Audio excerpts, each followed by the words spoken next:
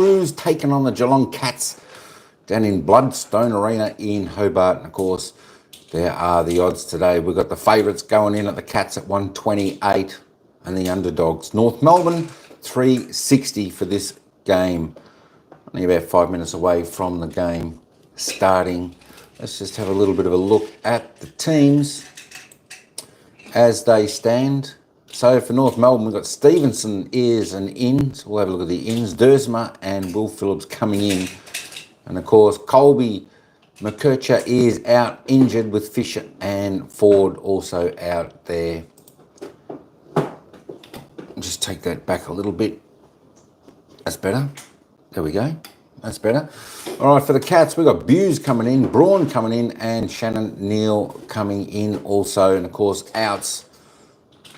Zach Tui being managed. Big out there. I think the Cats seem to think this will be just a game in the bank. They should win easily. So they got one of their stars out. Parfitt is omitted and Nevitt is omitted also. So there are the teams. For North Melbourne backs, we've got Core, Coleman, Logue, half-backs, Archer, Schneasel, McDonald, centres are Scott, Unak and Stevens. We've got Tucker, Tickle, Stevens, half forward. Forwards, we've got Curtis, Larkey, Zerha, and the followers are Xeri, Powell, Simpkins. There we go. Doesn't look like we've got any games for the 50, the 100, 200, anything like that. There we go. For the Cats, we've got Henry, Koning, and Kolodziński in the back line. We've got Buse, Duncan, Guthrie. Centres, we've got Holmes, Braun, Dempsey, Stengel, Close, Myers, half forward. Forwards, we've got Neil, Cameron, Rowan. The followers, we've got Blixfast, Dangerfield, and Tom Stewart. That is the lineups for today's game. Let's just have a look at the ladder where they sit at the moment. And of course, Geelong are sitting there in 7th position. They need a victory today if they want to keep in touch with the top 8. So the top 8 is... Hey, Anne, how you going? Good morning, good morning. How you going? Good afternoon. Yeah, it's just afternoon now, just afternoon. So it's about 1:40 in the afternoon.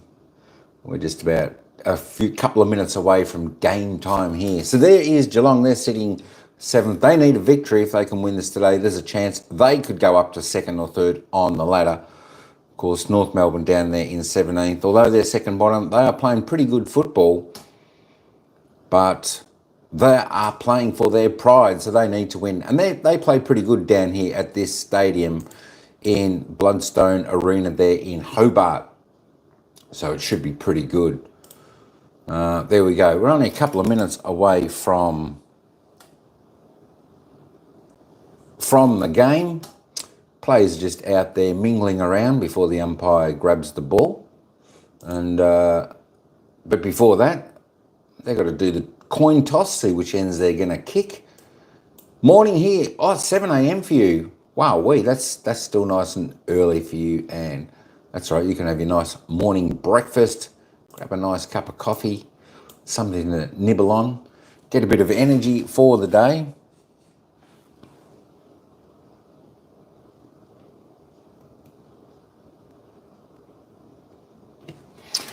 There we go. Hey, Chris, how you going? Go the Roos. Morning all from Chris. Interesting game this will be, I think, Chris. You know, we think the Cats are just going to be a little bit of a walkover in this game, but down there in Hobart, North Melbourne can play good. They've been playing reasonably good football, but it's just whether they can withstand the experience of this good Geelong outfit today. It should be a pretty good game, I hope. Let's hope it's a close game like it was last night. That was a ring-a-ding-ding game last night. Let's hope we have another one there today. We're only about a minute and a half out. Players are just about finished their warm-ups on the ground. But this is definitely a vital game. Let me just reload that, see if I can get the worm bit up. There's the worm. Let me just stretch it. There we go. That's better. Let's see how that looks for everyone. Cats look a bit old and creaky. Yeah, a little bit. I'm surprised Tom Hawkins didn't actually play in this game for the Cats. I thought that might have been a good chance for Tom to try and get a little bit of form back. I don't know whether he's injured or they're managing him or, or he's not playing anymore. Whether this is going to be his last season, that's another good question. But hopefully not. Hopefully not. I think he can still offer the Cats a fair bit down forward. Let's try and get that a little bit straighter. My gosh, got a few lines coming in through the screen, but that's okay. I think that's not too bad. That'll do. That'll do. We'll all be able to see the score, etc., as it all unfolds here. But there we go. We're down to the ground here.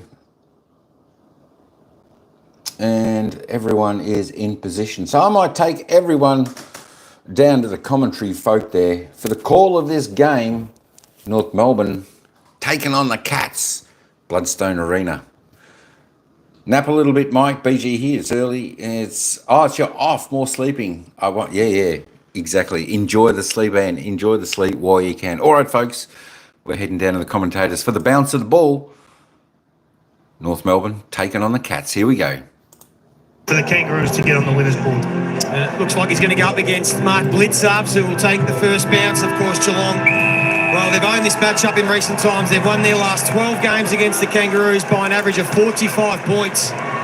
In fact, their last 5, they've kicked almost 20 goals a game. North Melbourne, though, are in much better form. Let's see what sort of game we get this afternoon. Speaking of good form, these two, Davies Uniacke and Sherry, and may get the trio because Sheasel, starting across half forward, I don't mind the tumble punt out of the middle by the big fella. I don't think it was by design. I know, but as a forward, it drops quick, and that means you're in with a real chance. The opposition are under pressure, and if it just happens to go to your advantage accidentally, you're in the box seat.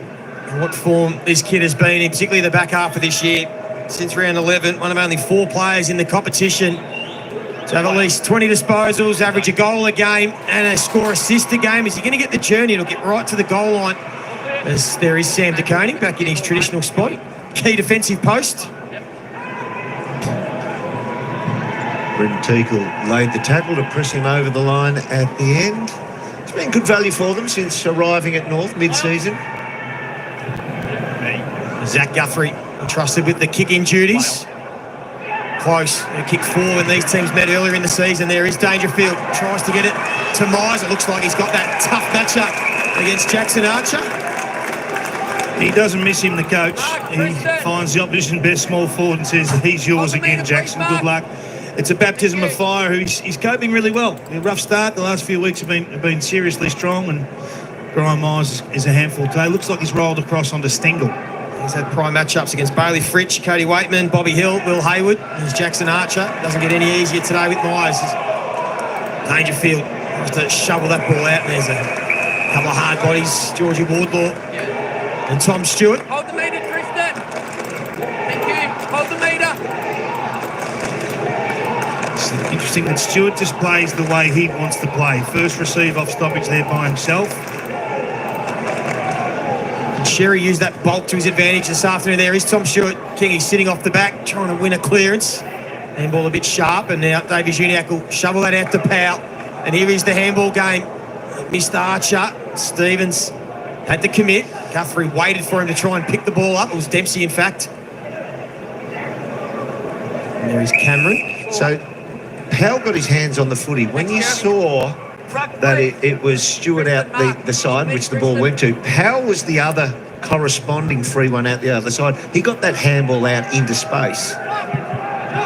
Davies Uniacke again, get his hands on the footy early to tuck up. There is Combat. It was terrific last week. First crack as a forward for the season. Couldn't mark it on that occasion. Duncan, he's got that head already strapped up from the severe cut that he got in that forehead in the game last week against the Western Bulldogs. And Max Holmes starting on ball today. Kicks towards half forward. North Melbourne have the numbers. McDonald did well. Well played. It's the key to boot the ball, and Holmes wants to get it moving as he always does. Loves to take territory. Drives it into the pocket. Well read by Griffin Logue. That was a perfect example of that new rule about pinning one arm and getting the ball onto your boot. Well played. Really good. And the rule coming to advantage. Where Geelong have been the best in the competition in the last 6 weeks, not allowing the opposition to move the ball from their defensive end of the ground to inside 50. It's why they're a constant threat. And McDonald has to take his medicine and kick long down the line, which suits the Cats beautifully. Tom Stewart positioned himself exactly where the ball was coming and then delivers a perfect pass to blitz halves. And that's where the system works for the individual. Tom Stewart wants to play as a spy role, if you like, just in behind the old safety in the NFL terms, where he's a midfielder nominally, but he just stays 70 metres long down the line. Doesn't back himself in blitz up, so handballed off to Duncan, who had the journey, but not the accuracy. So it's a challenge, I think, for Alistair Clarkson to monitor the influence of Stewart. He's had a couple of disposals already in this game, one a clearance and one an intercept, so he's posing a problem on both fronts.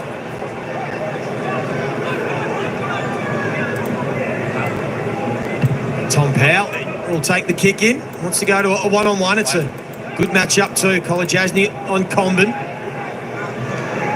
And Tucker has the strength to break out of that Dempsey tackle. The forward handball. Zerha in the long sleeves today. Cold, but not a bad day in Hobart. And the kick smothered out of bounds. Well, it is lovely conditions down here, Joey, at ground level. No wind to speak of. The ground is always in great condition. So just in regards to that Tom Stewart role, as we spoke about pre-game, starting in the midfield but then drifting behind the football. So that will challenge the awareness of both the mids and the forwards of the Kangas to identify where he is at all times. That's a great depiction of it right there. On the left-hand side of the screen, you see that there is Tom Powell, who was off the left-hand side of this stoppage, and now there he is with his number 24 to us, and Tom Stewart to the other side. That's actually the matchup there. Wardler's just giving coverage. Now he moves away to the stoppage. Yeah. And the handball goes back to Stewart. Another tumble punt towards half forward. Good contest from Archer. Myers just tried to go off the ground.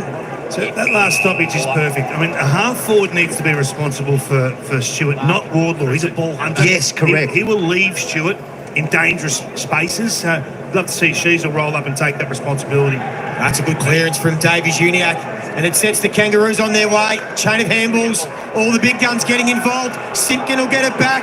Has he got time to step around and finish? This will be some sort of goal to start the game for the North Melbourne side. Beautiful finish. Well, that's the extra handball we've been talking about in the pre-match. They were just one disposal short and blasting the ball inside forward 50. They've talked a lot about North ball, and this is it. This is the handball game that I think they can take a long way, and they're going to beat a lot of teams playing like this. This handball here is the critical one to Zerha. Not just blasting it in, maintaining the overlap and the advantage down the field. And he's proved a really important scoring option for them in the front half, Simpkin, over the last 6 to 8 weeks.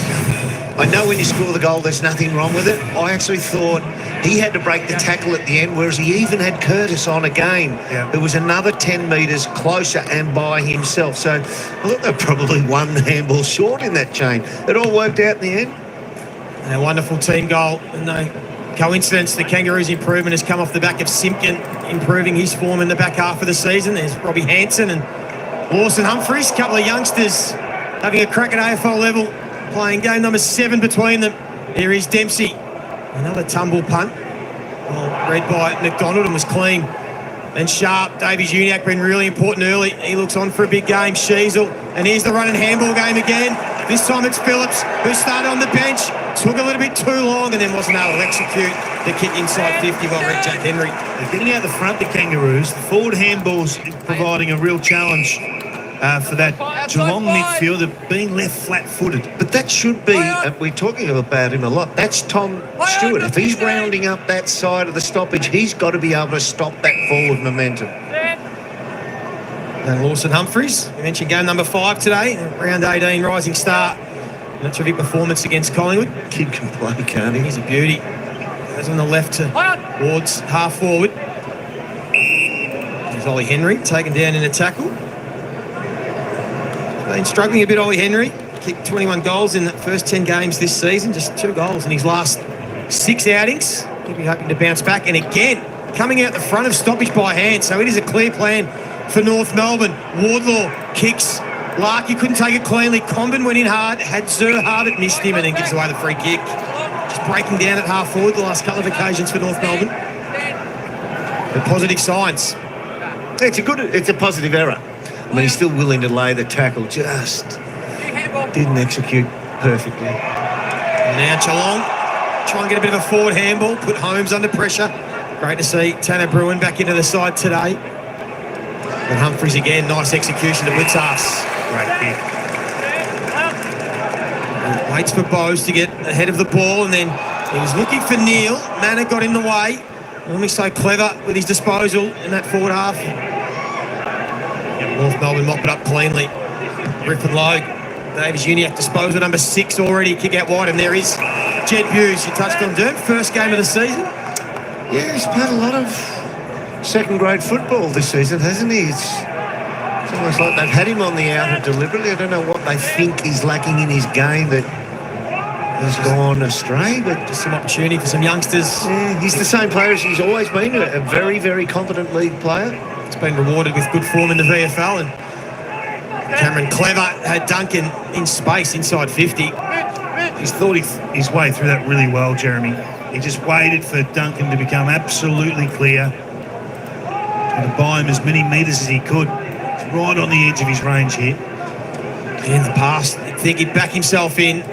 One of the best kicks we've had in the competition for a long period of time. He doesn't want to go for home. He just wants to set it up again for Blitzars, but well done, Sherry. I've seen him kick a torpedo after the siren, though, from downtown, a further 15 out.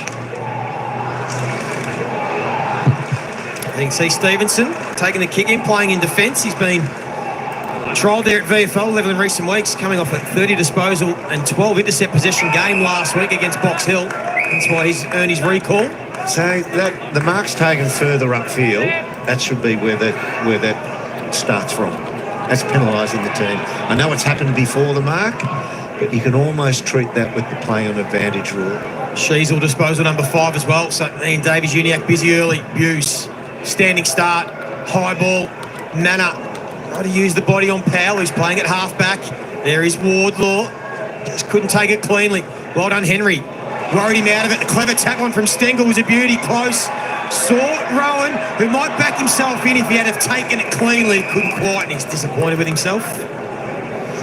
Gone inside forward 54 times to North Melbourne's 3. Look at the handball game there, the Kangaroos. 25 handballs already in just the 16 kicks. So you can see what the plan is.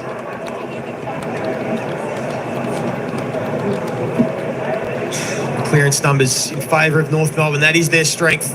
Has been a real weapon for them since the bye. Sherry's been a big factor in that possession. Spills out to Dangerfield, who has a crack on the left boot. Just looking at some of the matchups, we've got Griffin Logue going to Jeremy Cameron, and that leaves Aidan Corr to go to Neil.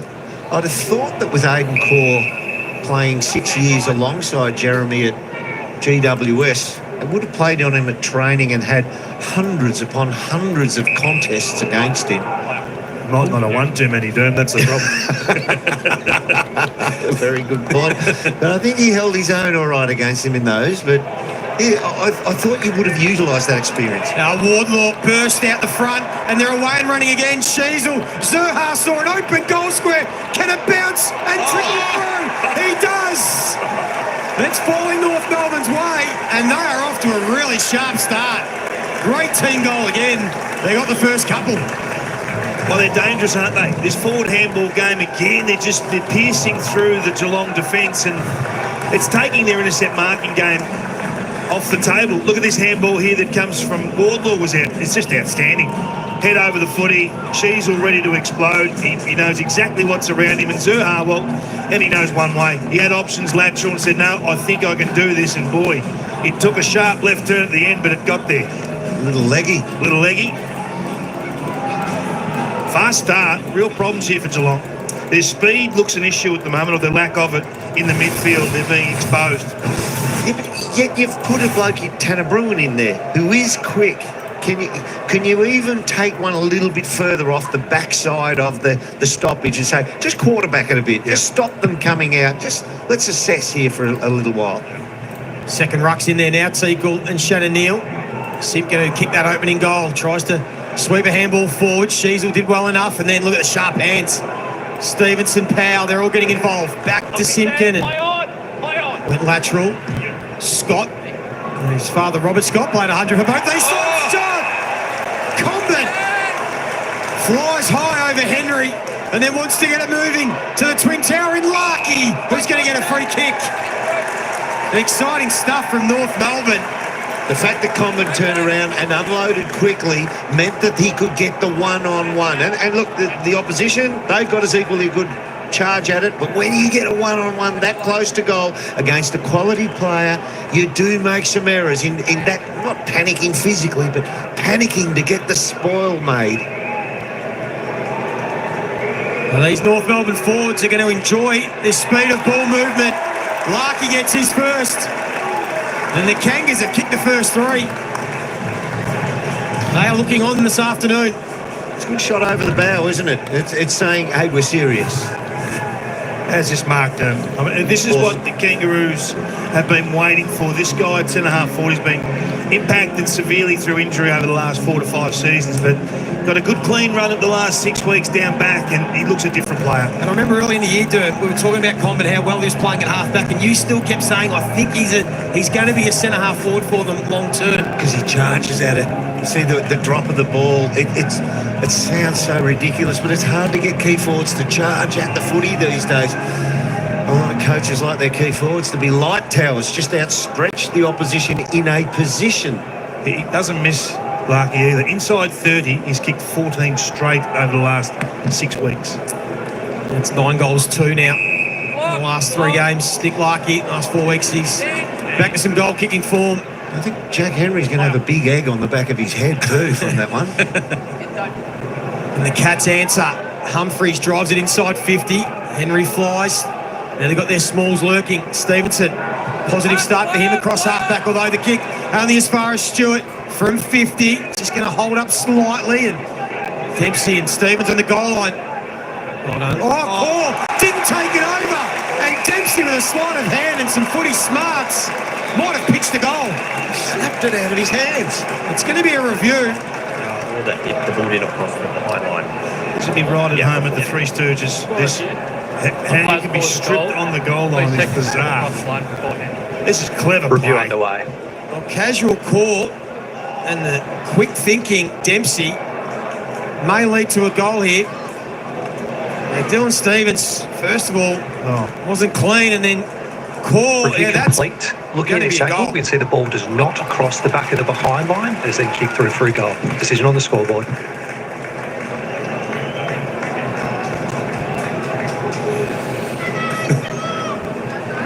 It's going to be a goal. So poor stuff on the goal line from North Melbourne, but quick thinking from Ollie Dempsey. And the Cats are able to respond. The only thing I can think of in defence of Aiden Core is we've seen a few free kicks given for players not under immediate pressure. And the only thing I can think of is he's probably waiting for physical contact to knock him over the line rather than walk it straight away, because there's still that modicum of confusion. What is under pressure? What isn't? That's the only thing I can think of. Well, it's a great play. Yeah, it is great. And the common denominator with the free, it was Ollie Dempsey that got the goal for pulling away against Essendon when that free kick was paid for intentional, and this time he quickly knocked it out of the hands. Well, most blokes tackle then. But he said, no, I'm slapping this out to my advantage. Clever. And there is Sheasel. Attack that hard from the centre bounce. Phillips back into the team today after some solid VFL form. I think that'll get some feedback at quarter time from Alistair Clarkson not rushing over the line. What smart play from Dempsey. You just don't see forwards think like that. Outstanding. That's another poor kick from Will Phillips, and a couple of those, and he's going to get it back though. Yeah, that had to go the outside of Jeremy Cameron's lead, boundary side. Well, Ollie Dempsey, King, he's one of the Rising Star favourites. It might be decided today. Georgie Wardlaw and Dempsey have cleared out in the Rising Star race, so it could be decided. They've both started pretty well. A race in two without the other two. That's it. Of course, Reid and Sam Darcy suspended and ineligible. He's left it to most likely those two to win it as Ollie Henry flies. Got a good ride, couldn't bring it down. And a chain of handballs again. Ends up with Davies Uniacke. Another big contest. Stewart it wasn't at to stand his ground. And then Jack Henry sees Mitch Duncan in a bit of space. He's got time. Has Gary Rowan on a short lead. Takes the mark. In front of that man, Aidan Court. Let's see what's up ahead of Rowan. Not a lot. So he's forced to kick to a contest. They've gone to blitz halves a few times. Cameron yet to really get involved, and there's going to be a free kick going the way of Henry. It's Ollie Henry. No, it's going to blitz half. Blitz halves, in fact, sorry. Yeah, with his right arm, Cherry moved him away from the drop. I thought that was a show of power. Manna tries his luck. Stengel lurking. Wants a cut back on the right boot. There's another class finish from the class small forward. And we've already got some highlights. We've played 15 minutes. Gee, this is good. He's kicked his 35th goal for the season. This is unbelievable awareness, allowing the traffic to fly by. So watch the right arm, pushed him out, and then got two hands to the footy. A lot wrong there, but just watch Stengel in flight, assesses where this is going to drop, shakes his man pretty comfortably, pretty easily, and just the wherewithal to just take his time, set and snap. What a boom he's been for the Geelong Football Club since a risky selection, it must be said at the time, a speculative selection, and he's been absolutely outstanding. They've played every game this year. Tyson Stengel kicked the goal in every game except for round 1, round 17, and these numbers, Kingy, they stack up very similar to 2022 when he was an All-Australian. He'll certainly be in the mix again. I think he is the All-Australian forward pocket right now. Dangerfield trying to get the hands free. Phillips was right there. The Cats are now back into this contest. Bruin said taking in a tackle out. Missed the 4 games with a wrist injury. Played last week in the VFL. Tanner Bruin, 35 disposals, 9 clearances. So he's come into the side in red-hot form. As Tucker goes underground. There is Tom Stewart just sitting 15 metres off the back of that contest. Humphreys around the body. Stengel, clever. On Archer. Into the pocket. Griffin Logue again is able to chop it off. So, Nick D'Alessandro, we see Stewart hovering off the back of traffic, off the back of stoppage. So when the Kangaroos come out by hand, he's redundant. But when they kick it out, he's a factor.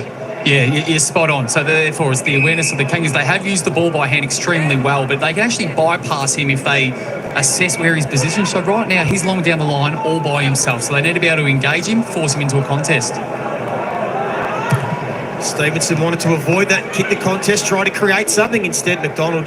So that's what we call, Bryn Teakle there saw Tom Stewart, and we call that as a half forward. He rounded him up. So he's come up from half forward, and you split the distance. You make sure that you can get to Tom Stewart with the hang time within the hang time of the kick. There is Stewart again. Another clearance and takes some yardage. Jack Bowes spending some time at half forward. So he's toying with them, Tom Stewart. He's trying to pull the Kangaroos apart. Are you coming with me at clearance? If not, I'll drop off. Or are you sending a half forward, which will allow the loose man in behind? Henry able to nudge Teakle under the footy, no free kick. And the Cats look to reload off half back. Duncan into the corridor. Oh, he's gone through the mark there. Missed it, the umpire. Humphreys this time kicks on the right foot, looking for Blitzarves again. Logue lost his footing. Manna found Cameron in a bit of space. And he'll be disappointed to miss Jeremy Cameron his first touch. Second, in fact, and disappointing. Responded really well here, Geelong, and looks absolutely set behind the ball now. Not getting as many handball chains going and forcing into the kicking game the Kangaroos, and that's not their strength. As we heard off the top, one of the worst games of his career, Jeremy Cameron, last week against the Western Bulldogs. Kicked 6 against the Kangaroos earlier this year. So long down the line from here is Bryn Teakle. 10 metres in front of him is Tom Stewart. Opts for the short there. Stevens. Same again. So Teakle will try and get to the back of Stewart. There is a big pack of players, and there is Teakle standing tall. Takes an important contested mark in a big pack. And he sees Stevenson running shotgun, tries to draw and does give. Now a wobbly kick. Hanson flew, Davies Uniacke, Curtis with strength. Can he break free? Davies Uniacke got the hands. Shields runs out of trouble, but did well not to give away the free kick. And the Cats, great pressure. Paul Curtis, no free kick. Wow, crowd getting into this one. Good forward pressure by North Melbourne. Unlucky there not to get a free kick, but good pressure all the same. Contested marking long down the line for the Kangaroos hasn't been a feature this year, but with Compton forward of the ball, that all changes. There's a really strong crowd here this afternoon, considering some games earlier in the season. Myers still got plainly to Stengel. North Melbourne, they're able to chop it off. They've set up well. And they have to be careful because they swarm from everywhere, the Cats. Look at them, 6 of them. And they win the ball back and they want to go and run. Chopped off from low. Tries to fend off Myers. Handball to grass. There is Stewart again, just sitting off the back. Might get the free kick. He does. Not so sure that ran into him with his head down. Not so sure that Cherry was moving. Just Stewart again, though. I think it's getting to the stage now where you do have to look to make him accountable. I'd almost tag him now. But he's having that much of an impact pulling this game apart, whether he's behind the ball now as a half-back flanker or as a zoning, holding midfielder. The question is, does it pull apart the rest of North Melbourne's structure if they do try and tag? It's a fine line, isn't it, to stop Stewart? Be the structure of what they want to achieve. As they get out of trouble again here, Humphries had plenty of footy, used it well. Blitzarves want to be frustrated that he put that one down. He's had 2 good moments in a row. Griffin Lowe. And the Kangaroos want to run and handball. Wardlaw broke the tackle. They are away through the corridor. Simpkin looking for support. Shields draws close, gets it to Davies Uniacke. This is the important kick. Pops it up there, Stewart again. I think you have to tag him. Again, he's the one in the right spot. He doesn't play the percentages. He owns them. He knows them. And again, the ball just happens to find him. And it's setting up their offense now. This is twice.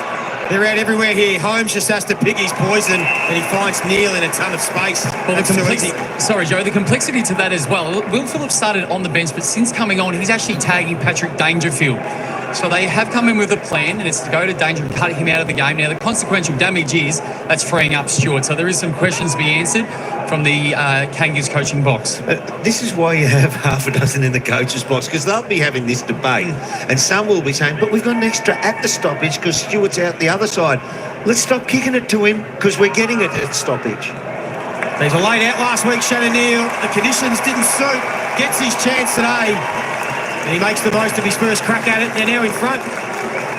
It's a good game. It's a really good battle. And as much tactical as it is physical with the players out there. And we're here to assess the greater game. I think right now, Chris Scott is winning the coach's box battle with Stewart. And you're asking the question of Alistair Clarkson, what can you do? What will you do? And are you comfortable with the way this game's going? Because Stewart leads all comers for the Cats, 9 disposals.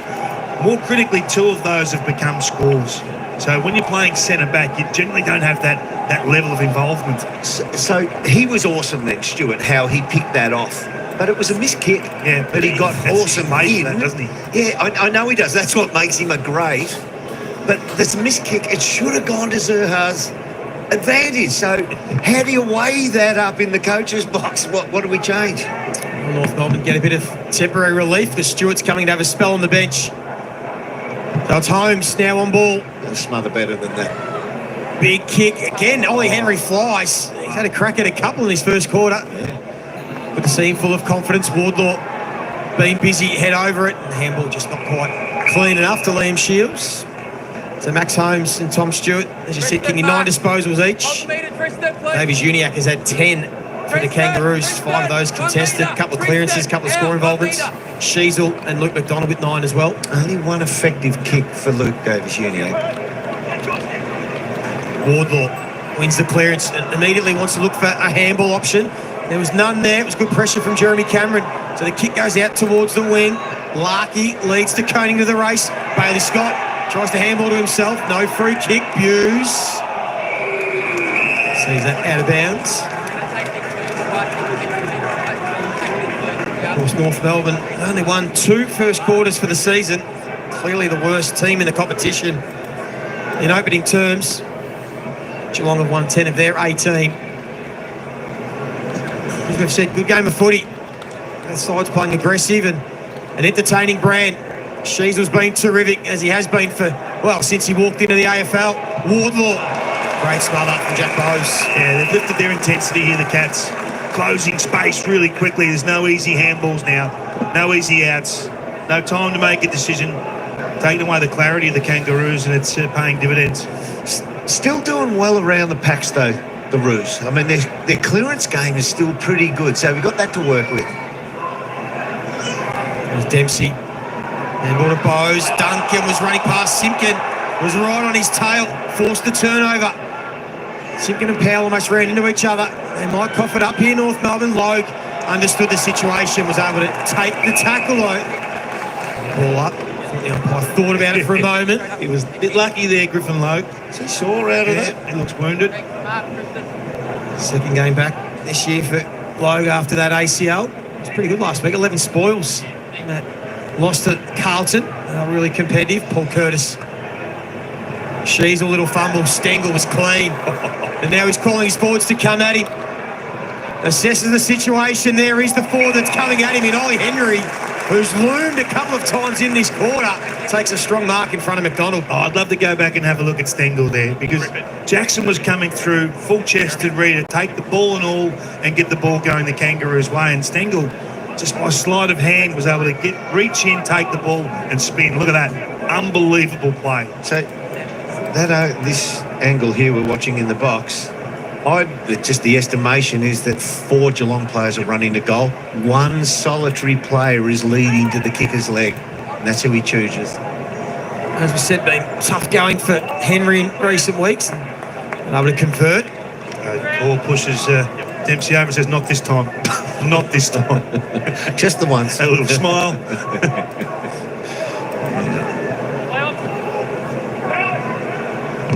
Tick down the last 10 seconds. I think the Kangaroos will be pretty keen to hear that quarter-time siren. After a fast start, Geelong have really steadied and have been attacking all term. And that will be the final play, you'd think, of this first quarter from Blundstone Arena. Good, healthy crowd enjoying a good game of footy. Both teams looking to bounce back. North Melbourne started well. The Cats had all the answers, and at quarter time, they lead this one by 3 points.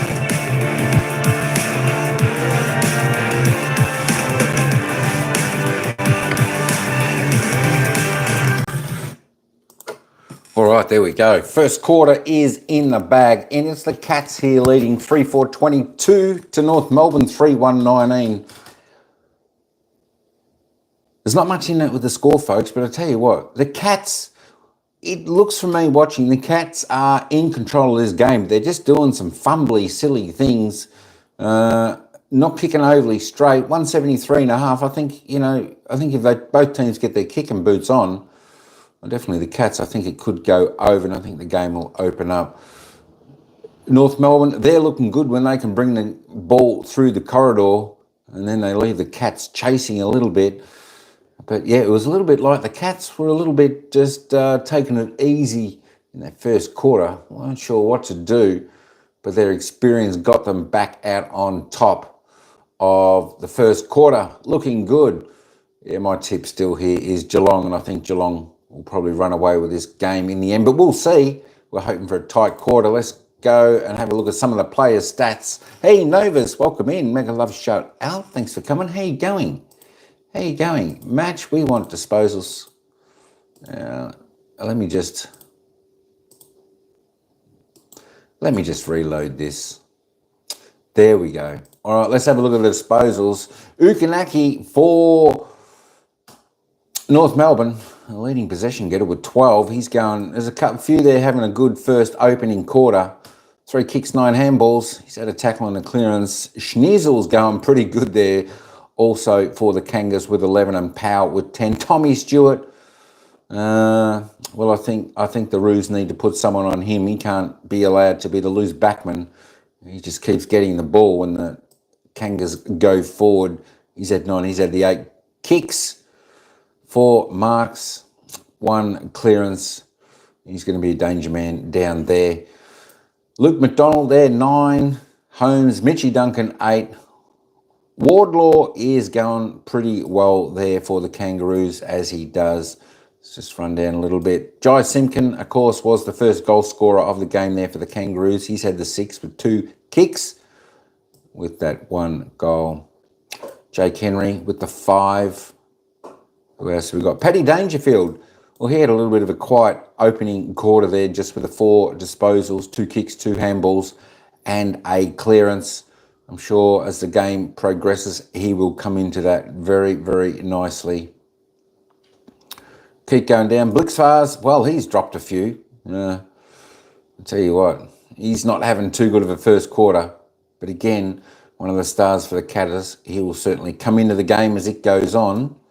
Who else we got down here? Sam De Koning there. He just with the 2 touches. A little bit of a quiet game. Expecting a pretty good game there for him. Jackson Archer, another quiet quarter there for the Kangas. Just the 2 touches. He's not a bad player, but give him another season and he'll be one of the stars of North Melbourne. Jeremy Cameron there, the big man down there. He's only had the 2 disposals, just the 2 kicks. He's kicked 1 behind. I haven't really cited him so far. He's just had the 1 mark and the 1 tackle. So he needs to lift his game. Just have a look at the goal scorers here. All singles. Zurha, Stengel, Jai Simpkin, Shannon Neal, Nick Larkey and Oliver Dempsey are the goal kickers there in that opening quarter. Just have a quick look at the AFL fantasy points if you play that. There we go. 43. Tommy Stewart leading the way from Luke McDonald, Mitch Duncan. All right, let's have a quick look at the team stats. See what's happening there. North Melbourne have had more of the ball there today by 21. They like doing their handballs, getting the link-ups, the chain going through the centre. 65-30 in the handballs, Geelong in front on the kicks. They're a good kicking side, Geelong. Inside 50s, the Cats had more of an opportunity with 16 inside 50s with 7 scoring shots, going at about 40% there. And of course, North Melbourne, 10 inside 50s for 4. So both at about 40. There's the efficiency, the disposal. Both teams going at a pretty good margin there. Inside 50s, reasonable, but could pick that up a little bit. The free kicks, nothing in that. 4 apiece. The hit-outs, 10-9. Clearances, North Melbourne winning the way there. Centre clearances, North Melbourne by a couple there. Contested possession, nothing much really in that. 40-36 uncontested. 68-52 turnovers. Geelong putting a little bit more pressure on. Of course, North Melbourne finding a little bit more open space in that first quarter. Geelong, of course, maintaining the ball. 27-14 marks. Marks inside 50. 4 to the Catters. Just the 1 to North Melbourne. It's because Stewart down the back doing his role for the Cats in defence. All right.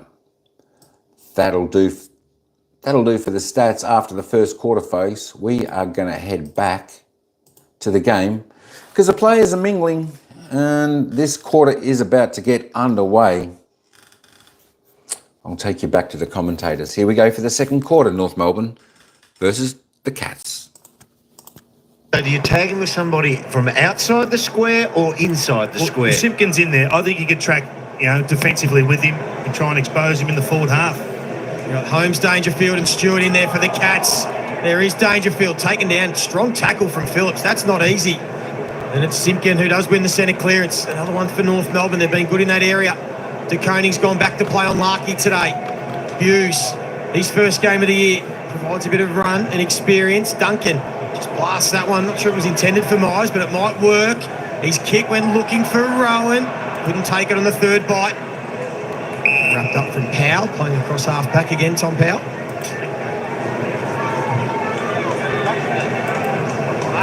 Stack of midfielders in this side for North Melbourne today. They're spread everywhere. Of course, the subs, Zane Duursma, I should say, and Closey for the Cats. Tristan Cherry's having his way with the ruckman here. Yes. He's ruck craft. He's just such a big body, such a big presence.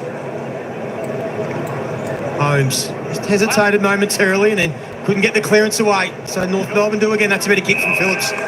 Just a little one to allow Larkey to come into it. It's a bit of an open forward line, so he sees Comben. He likes the matchup. Teakle's there as well. At ground level, can they be first onto it? There's Stewart again, and he might get free kick. Did he get leg? It's going to go against Tom Stewart for taking the legs out to him. The advantage was paid, and the goal will go the way of Paul Curtis. So North Melbourne get the first of the second term. They drove it in deep. It's a bit unlucky. Stewart, he's in the right spot, but probably the right call. Well, he always gets to the right spot, doesn't he? But, yeah, he's just obligated to try and, in the defensive goal square, to jump on that and smother the ball to the ground. But what he does is the other player's got to run at it. He takes his legs out. To see how quickly that ball got to that location, it almost rendered Stewart useless because he had to come from front side to back, so he was never going to be an interceptor. He almost got there. He almost got there to defuse the problem in the end and rush it, but the quick ball movement to get the ball deep was the key there. He's saying, I'm going the ball. Which is true. You cannot take someone's legs out. That was also dangerous. Great centre clearance again. The tap from Sherry to Davies-Uniacke. Sheasel starting again at half forward. He'll come on ball throughout the quarter. Oh, Dangerfield. He just had a fumble, and then Simpkin took him down. Comes to Henry. He was dangerous in that first quarter. The kick, not 15. Cameron, normally pretty good in this situation. Struck it well, but just whipped it too far. Kangaroos have held him in pretty good check so far. Just 3 kicks. A couple of behinds for Jeremy Cameron. He's in pretty good form against North Melbourne in recent times. 6 goals and 21 disposals in round 5 when they had that big win by 75 points down at GMHBA. Sheasel. Oh, clever handball. It's a great handball, Isn't it? to Zerhart, who sat it up on the head of Teakle. That was almost like to the reverse side of the old rugby throw, you know, someone back in behind you to break back into the line. It was very clever. He's got some footy IQ, hasn't he? He's some sort of footballer. Probably the 10 coaches' votes last week, and that lost to Carlton, Harry Sheasel, for 35 disposals and a couple of goals. There he is again. The handball, not quite to Davies-Uniacke, picked off by Powell. Sitting across at half-back. Now it does get to Davies-Uniacke. He's been in everything. Goes from 50. He's not going to have the journey. Up to 14 disposals, Davies-Uniacke. 4 clearances. And the Cats happy just to build this one up. Haven't seen a lot of this so far in the game. It's been a pretty free-flowing contest. Duncan in between 2 Kangas. Sheasel again, waxing with Davies-Uniacke. Simpkin, Stevens can get on his left. 49 out. They've got the numbers in North Melbourne. Who's going to take the mark? They all had a chance, and in the end, they'll be disappointed they couldn't finish the work. The Cats want to move it quickly. And the style of the game. Blitz halves in front of Sherry. Looks up. Henry's flown again. Oh, his confidence is building. Looks dangerous, doesn't he? And all the forwards are calling for it in. Rowan and Cameron. Stengel lurking. Well done, Jackson Archer. May have just worried him out of it, but Cameron's there. Holmes wants to step in between a couple. Rowan, good pressure call.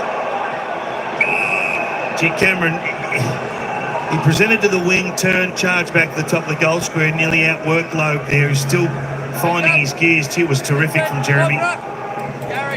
Oh, Loeb runs through the stoppage then to get him on the other side. Yeah, the tickets. Myers, perfect crumb and handball to Holmes, who finishes. Classy team play. The clearance win from Myers, the finish from Holmes. And the Cats back in front. It's a good battle. It's a really good battle around clearance. You can see Sherry's had probably the dominant hit-out work, and the Kangaroos have come out with fast handball on occasion, but just there, Myers, he just located where that ball was likely to be hit really early. Read it off the hand. Look how quick he reacts. Such good play. See Aiden Core at the top of the square? He's in no man's land there. He's the extra behind the footy there. He's had a really good 6-8 week period he's made. That's a second blue.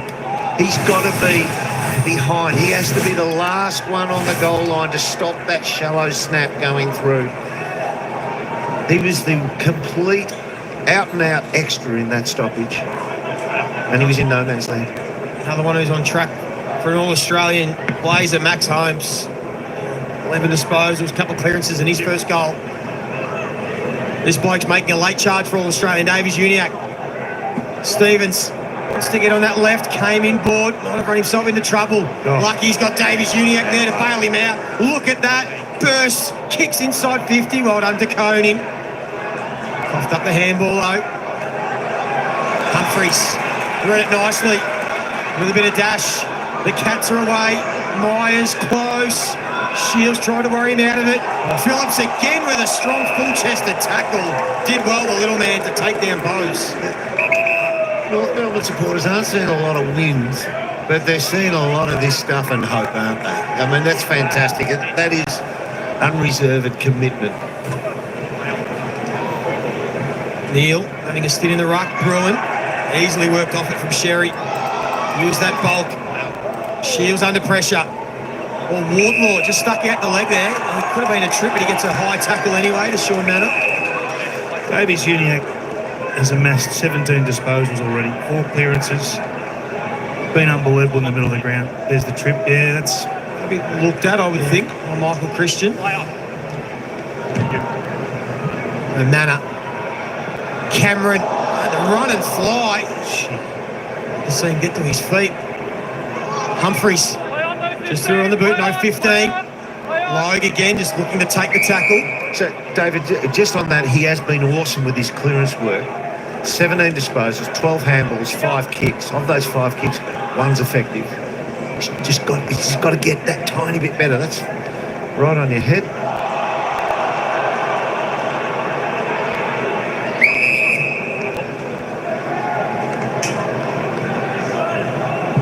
A couple of repeat stoppages here for Geelong inside their forward 50. Guess who?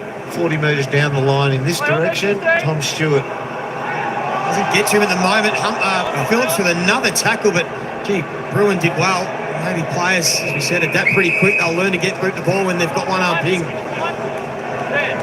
was out on the full and it'll come the way of Lawson Humphreys. He's going to drive it to the top of the square. It's a dangerous kick. They all fly. Dempsey was there. Neil stayed down. Dempsey again. Talk about quick thinking. This kid is as sharp as we've got. He's kicked his second. He adapts really quickly, doesn't he, to the moment? He's got tricks, this kid. Yes, He's got tricks, but he's such an entertaining player to watch. Always in the game. When that ball's bobbling, he becomes a serious threat. Just have a look at him here. Goes for the ride, misses out, bouncing around. Yep, boom, there it is. What a player. I don't know how you'd ever measure it, David, but I reckon if there was a factor of who's having the most fun in AFL, he's right up there. Yeah. You see him run out in the ground and the professionals run through the middle of the banner, but all the kids on the side, Dempsey runs out. He high-fives the kids on the side on the way to the banner. He is loving the life of an AFL footballer, this man. It's a great goal. Derm, he spoke about it, I think, on the website. I read an article during the week. He was a basketballer, so a late bloomer to footy, and he just plays with a smile on his face. He just enjoys it, and he is growing by the week. And here's Tanner Bruin, who might just continue to grow the longer this game goes on.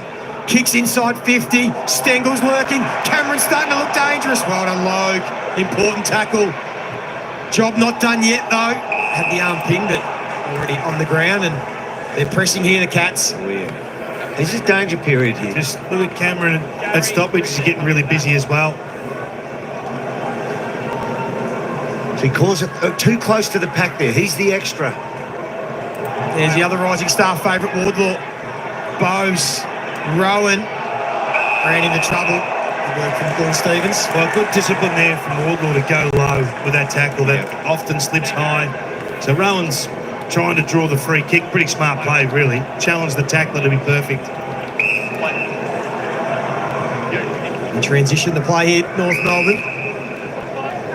Shields pops it over to Tucker. A couple of their more experienced players, the Kangas. It's one of the youngsters, Archer. Buddy Dangerfield, just the 4 possessions still. This time we're seeing North Melbourne build it up by foot. It's been mainly by hand the first quarter and a half. Yeah, this is a little tiny sign of maturity creeping in here. It just feels like it's creeping Geelong's way. And so now they just take a bit of a heat out of it, own the footy for a bit, retain possession yourself. So once again, for Roos supporters, you're just seeing this little creep forward in maturity. Yeah, they've done this well in recent weeks. Now they'll be set behind the ball and they'll try and apply some pressure or take a big pack mark if they can. Larky. He's hurt. There's something going on here. Was at the front of that contest. The free tools were all in there. He was just trying to stooge the umpire into claiming the mark term. He had me convinced. Kick on already, Larky. Now this is dangerous. Ah, yeah, knee to the side of the head, accidental. Cherry's dangerous here in this turnout. Moves forward. Zerha trying to run through the contest. Dangerfield dives on it. Davies Uniac, that's got the one-arm ping. We've seen that normally paid. Holding the ball, umpire's going to ball this one up. Now it's North Melbourne trying to apply some pressure. Lock it in their half. Almost all 36 players in this half of the ground. Zach Guthrie sweeps it right to Dempsey. Dangerfield wheels and just drives it to centre half forward. Rowan in front, Core with a big fist, did well. And it might create something and open up the door for North Melbourne. Wardlaw, poor execution. The bounce will work against Buse. Curtis normally breaks out of most tackles, couldn't get past Buse. They go in hard from everywhere. Wardlaw just came out of nowhere to follow up. Curtis on his left, low ball for Condon. How does this one bounce? Guthrie.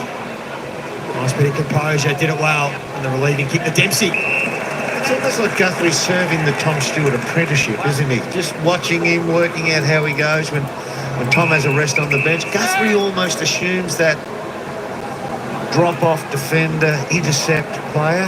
He rolled. He does had a career-high 12 intercepts last week against the Western Bulldogs. Zach Guthrie.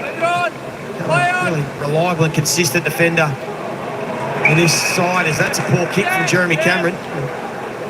So this is when you've got to give Larky the one-on-one chance against a young DeConey. Zerha sees Larky with a little bit of space, so he quickly went to him in the pocket. Tried to step around DeConey.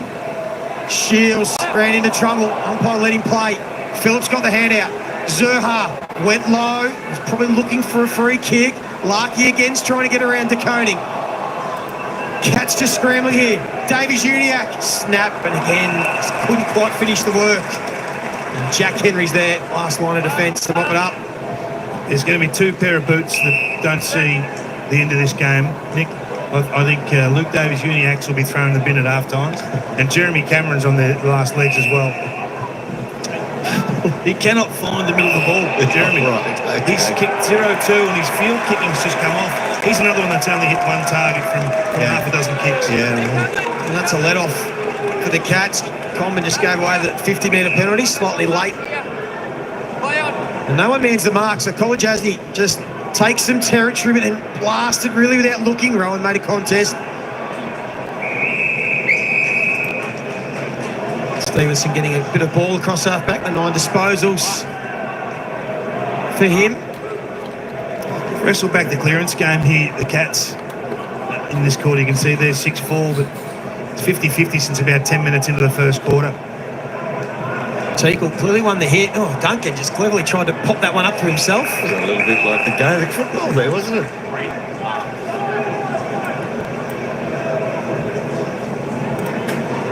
It's a couple of times already in this first half. Just Tanner Bruin's pace around the middle has really assisted the Cats. There's Wardlaw. Clearance win. Got to a contest. Zerha coughed up the handball. Bruin working into the game nicely. Humphreys being good. Drills a kick out wide. Finds Bowes and they want to get it moving. Here's Dangerfield. Assesses his options. Decides to pop it up for Henry.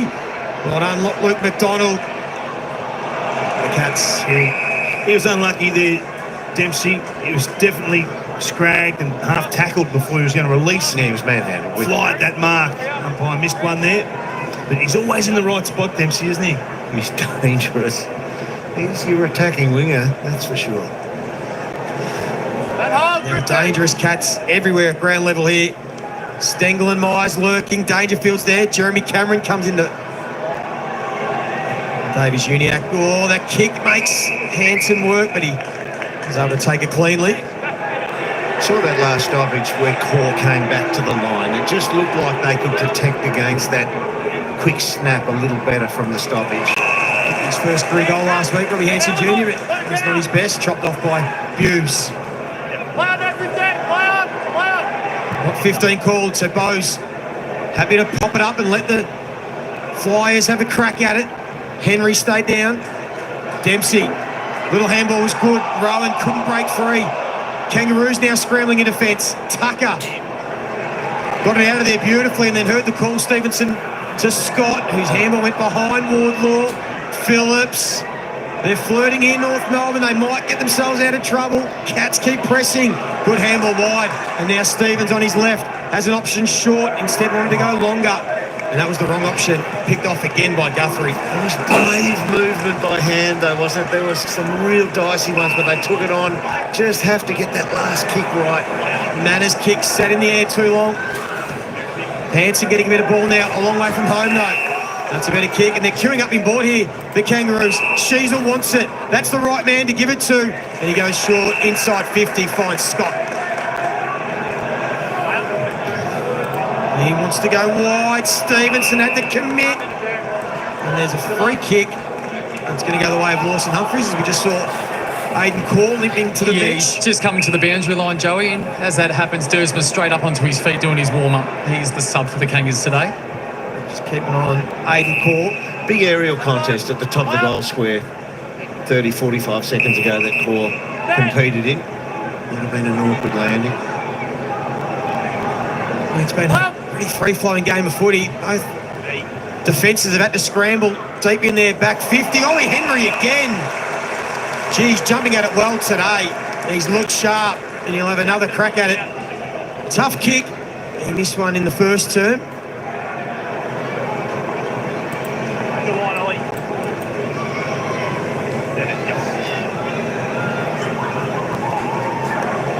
Just the one game this year, Ollie Henry.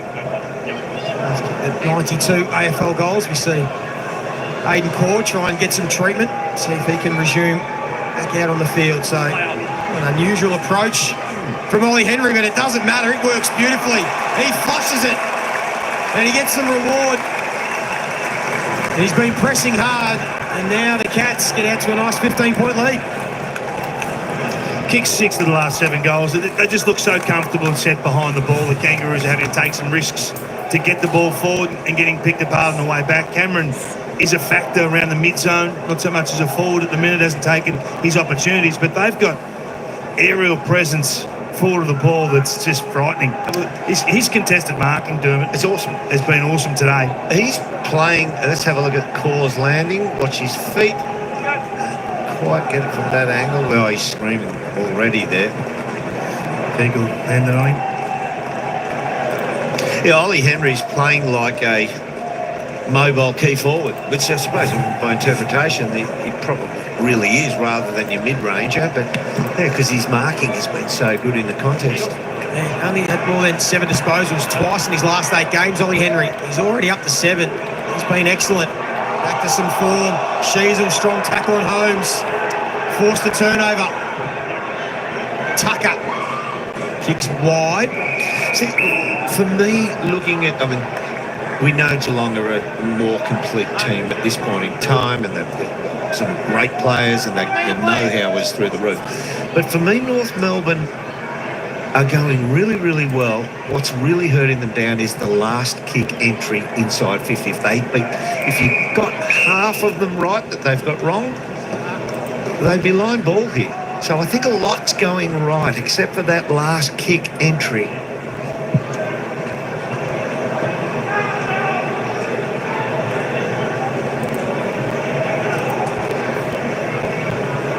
Clearance battle. Sherry does that so well, follows up in the ruck. We just got a quick shot of Jaden Stevenson, who's walking up and down the boundary line. He came from the ground a minute or two ago. Looks like he's holding his left thumb, so we'll just keep a close eye on him as well. Aiden Core still down in the rooms being assessed. 10 disposals for Jaden Stevenson in his first half, cross half back. Get your arms up, please. Getting the opportunity today, Kingy Jaden Stevenson without McKercher and Zach Fisher in defence. Yeah, it's an important period for Jaden. He hasn't really captured his opportunity this year under Alistair Clark's coaching over the last 2 years, really. Want to be in and out of the side at this stage of your career. Time to grab hold of the next couple of years. Obviously contracted for next year, so he'll be part of the program, but need a bit more from Jaden. Sherry, his kick partially smothered. Wardlaw just took some territory. This stretch is just falling down at the moment. The Kangaroos, can they get something going? It was a good tackle from Curtis. Davies Uniac had the hands free. Powell made it difficult for Phillips, who ran into blitz halves and just not quite getting bang for buck now. Forward of centre, North Melbourne.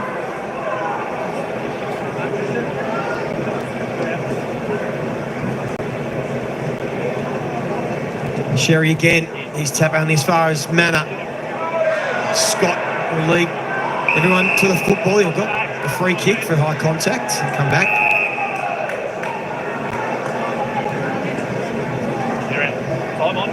This is the gap in the game, really. I mean, you've got Tom Stewart at half back now, just waiting for this ball to come near him. He's lurking at the back of this contest. DeConey got the fist in. Powell got the crumb. They went looking for Curtis, but again, they intercept the defenders of the Cats. Another entry, though. I mean, it really doesn't give the forward a better chance than the backman. Oh, that's a dangerous tackle against Darcy Tucker. Yeah, that's the one we don't want to see. You're right, Dermot. 12 intercept marks to the Cats so far today, just the forward of the Kangas. So this is the tackle we're trying to take out, the extra sling at the end. Kind of half lets him go at the end, yeah. Yeah, nothing more than a free kick. Yep. Wouldn't have thought. Advantage paid. We're not 100% sure, of course. That's true. Powell, he wasn't sure where to go, and in the end took too long. The tackling's been fierce from Geelong. I mean, the numbers are not reflective of the intensity. Just the 36 it reads as, but they're all stuck. Neil pops it up. Common's gone back into defence for the time being, and Sherry, the ruck, takes intercept mark. Have to stick tight here, North Melbourne. Hold their nerve. They don't want this lead to get out much bigger than this 15 points. It's been a struggle for them to get anything on the scoreboard. Just the one goal in this quarter. Jackson Archer, who's been building by the week. Really locked down a spot, growing in confidence. Playing on those opposition dangerous smalls. We'll kick it back towards Sherry and Teagle. Wardlaw got down. Hanson getting a bit of ball this quarter. Gets it back from Curtis. Clever little kick. He saw Henry down the line. Gets it back for a third time. This will be a great bit of individual play if it can get over the top. Again, Derm, as you've been saying, the entry let them down and the Cats pick it off. So, well positioned by DeConey, but it's the kick that's gone to him, and it's not an impossible kick to make. He's on the fly, he's on the run, and he shallow kicks it with a 35-metre kick that needs to go 45 to 50 over the back. And that's symptomatic of most of their entries this quarter has not been because of the great position of Geelong. It's just been poor entry. Other than that, they're actually right in the hunt. Simpkin didn't want to take possession. He knew he was being held. There's a clear bit of play from the skipper. As we see, Aidan Corr looks like he's had a bit of treatment to that ankle. He might be okay to resume. Just watching him come up, Joe, he still looks a little bit proppy, but that is a positive sign for the Kangas, and that'll also mean that Coleman can go back forward, give him a presence. No comment down here for this contest, so it goes to Larkey. Well, Jasny was able to get that free. Sheasel, can he create something for his side? Wants to get it back from Curtis, but ran out of room. 17 disposals for Harry Sheasel. Just the 3 kicks, though. He's been very good, but they'd probably like him kicking a tad more, although he has had 6 score involvements, the most of any player on the ground. Yeah, he's been really creative by hand so far. You would like to see him kick more, but he's taken the right options. Constant threat. It's a good tap. It was a set play, and So I don't think so that he's always going to get more handballs being on the ball, and the directive can only assume for the first quarter was run it by hand. 65 handballs to 44 kicks in their team. Even still, they've had more handballs than kicks for the game. Yeah, Melbourne, and they're going to get it back here because that'll be out on the full. They're pressing here, North Melbourne. Opportunity just to try and get one late before the half. And Paul looks like he will be okay. Completely comfortable. They need his experience and leadership in the back line. Kick to a contest. Sherry stood his ground. Wasn't able to bring it down. Curtis shovels it out. Zerha, his kick.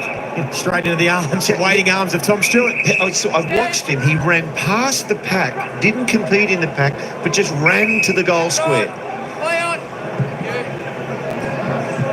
So this Cats defence holding strong. Stengel flew at the back. Wardlaw just comes through like a bull every single time. Look at him, held without the ball. That's the pressure that he causes. The way that he plays, he's not going to panic. He's hard not to love for the Kangaroo fans, just the way he plays. And a great kicking board. Got it moving quickly. And it's going to be on the shoulders of Tristan Sherry, the big ruckman who's had a wonderful year, to see if they can just get some nourishment on the scoreboard. It reminds me of a young Zach Butters, and when he first started out, just as hard as you like at the contest. Just look at the effort here. The free kick was a build-up of the previous player where he just put his head over the ball and went harder than most. It's a big clap as he comes to the bench. Yeah, that was for Wardlaw coming to have a spell on the bench. Sherry's been good in front of goal this year. 7 goals, 1. Gives himself a little bit of space and pushes it across the face. They're asking about the player moving on the mark. I think it's a valid discussion. Duncan takes a step. Play on wasn't called. Play on wasn't called, and I just wonder why that wasn't 50, but Kangaroo players around the umpire asking the same. No short on offer here, maybe to Koning. That's the Cats just trying to hold on for the last minute 10 of this half. They've done it well. Henry been excellent. More Logue dropped the chest mark. This might be costly. Stevenson has to try and lay a tackle. Did just enough. Well done, Jaden Stevenson. They're tackling hard themselves, aren't they? I mean, that's their 40th tackle. Here's the man on the mark. To see Mitch Duncan standing there, and he's leaning, and he steps. Did he call play on? The umpire did gesture it, whether he anticipated it. They both went at the same time, umpire and Duncan. Perhaps that might be why they didn't call it. But he definitely went without prior recognition of the umpire's signal. Once again, a turnover by foot. Yeah, Logan was made another mistake. This could be really costly. Right on the stroke of half-time. Cameron sees Dempsey at the back. Well done, Davies Uniac. Although Dempsey, he's always dangerous. Couldn't create on that occasion. Nowhere to use there to clear the area. Although they might have to just try and stop one more entry. Although Archer, well done, read the handball. Got to say, that's a really good fight aerially by Cam Zerha. He had a 2-on-1, and so often you see a forward get meekly shepherded out of that marking contest and just accepts the fate. It was a quarter owned by the Cats, 3 goals to 1. They had it on their terms. North Melbourne didn't quite get bang for buck going inside 50. They had plenty of looks. Derek Brereton weren't able to finish it, and the Cats defenders have been able to do a pretty good job in the first half of this game. Absolutely right with all of that. Can totally agree. You're seeing them build North Melbourne, and the next progression has to be, as you call it, Lee, get bang for your buck. Just get some efficiency of the last kick entry into forward 50 and get a couple more shots at goal, and this scoreline is going to level up considerably. And North Melbourne winning clearances, winning contested possession. And a man that Nick Del Santa has boundary side is Jack Bowes. Jack, been a really competitive but also open first half of football. What have you made of it? Yeah, they're flicking the ball around a fair bit, so we just got to make sure our pressure's on, squeezing them. They're talented, they feed it back, so just make sure we're all over in the second half. Have you got the match up with LDU? How's that tracking? Yeah, just wary of him at stoppage, but he's going really well, so we're going to shut him down in the second half. What do you reckon the key messages are for the Cats at half-time?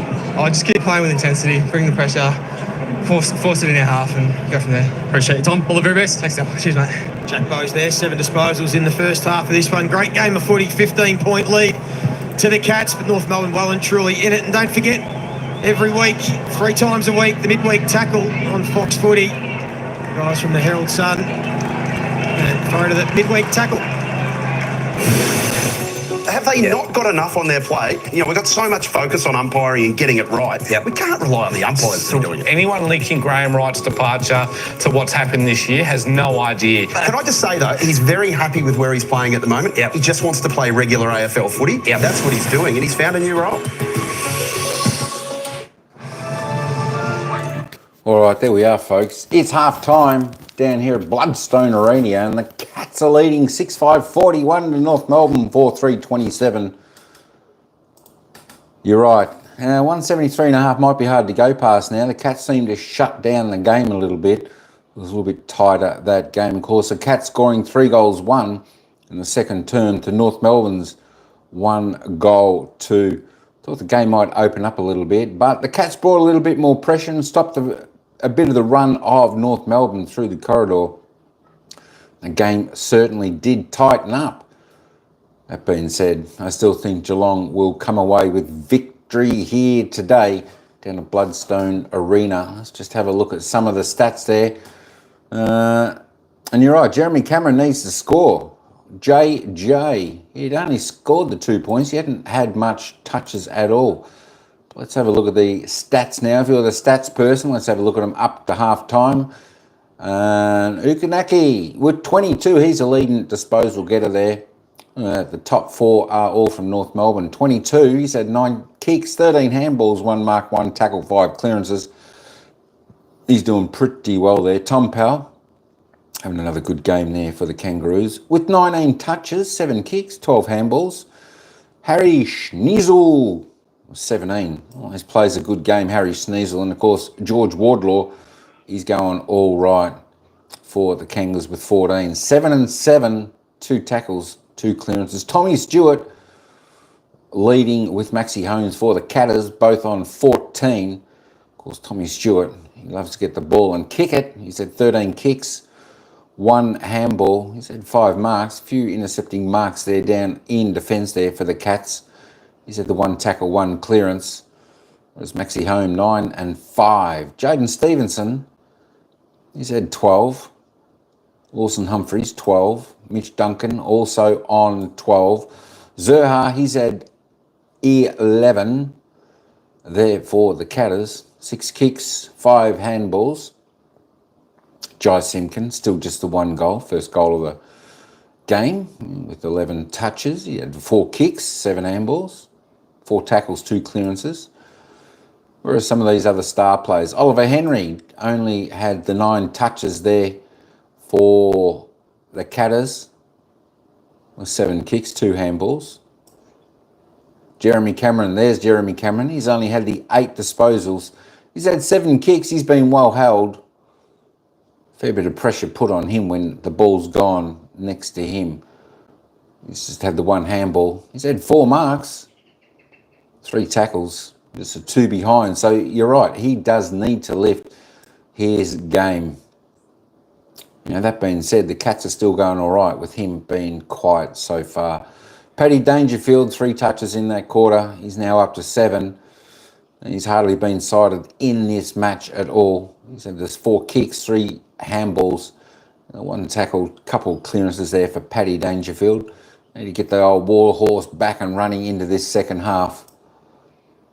Sam DeConey, well, he's having a quiet one. Just the 6 touches, 4 kicks. Jackson Archer, another quiet quarter. I expect a little bit more from him for the Kangaroos there, just with the 4 kicks, 2 handballs. He's had 4 marks, though, and 3 tackles. Not doing too bad. He needs to get his hands on the ball a little bit more. He's one of the playmakers there for the Kangaroos. Shannon Neal just with the 4. Nick Larkey with the 4. Blixars, tell you what, he's having a quiet game. Usually goes all right, but he's just had the 4 touches with 2 kicks, 2 handballs.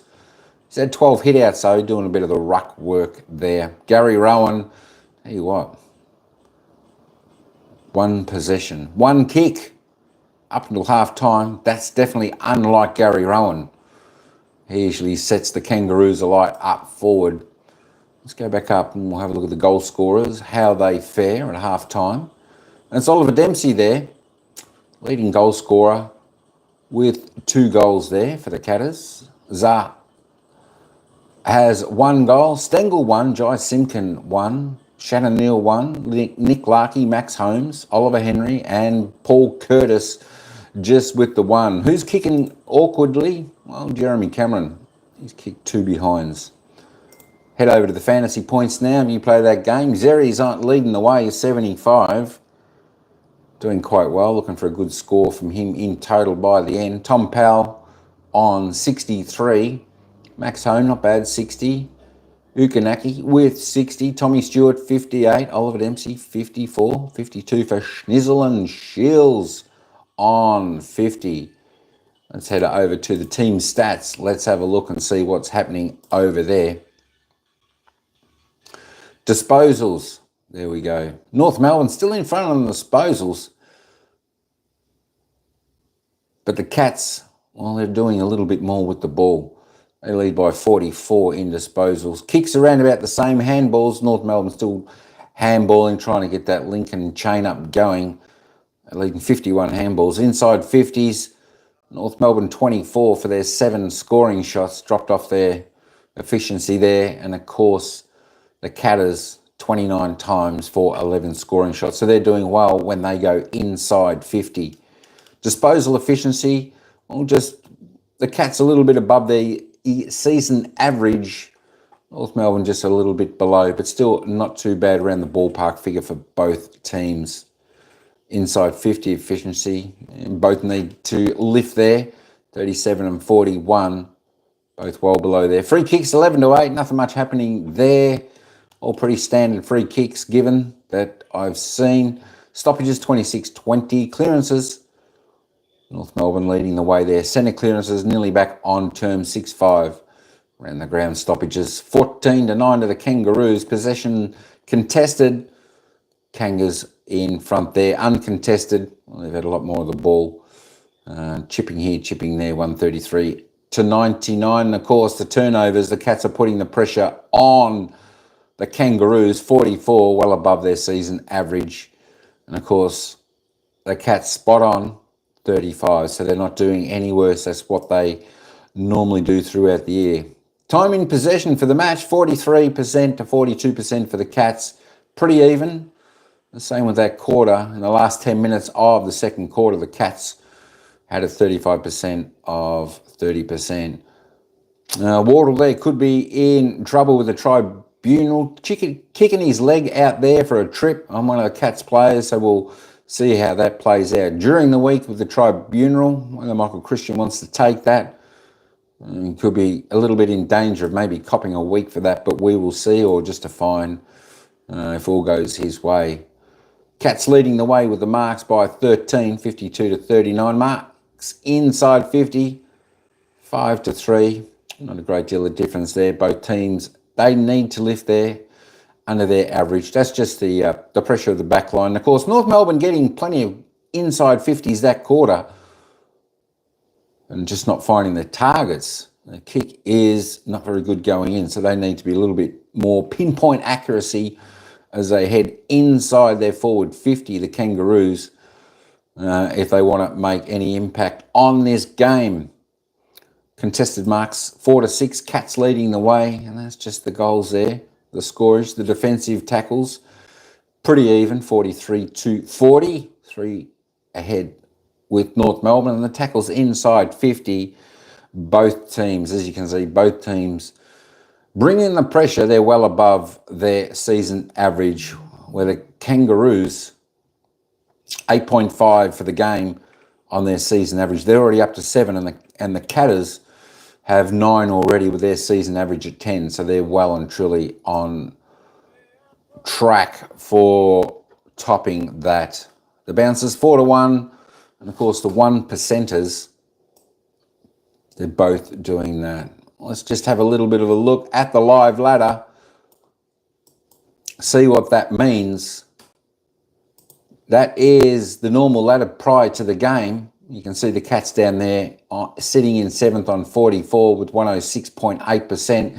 If we turn the live ladder on to where the game is at present, the Cats would jump up into 3rd position on 48 points. equal second with Carlton and Port Adelaide,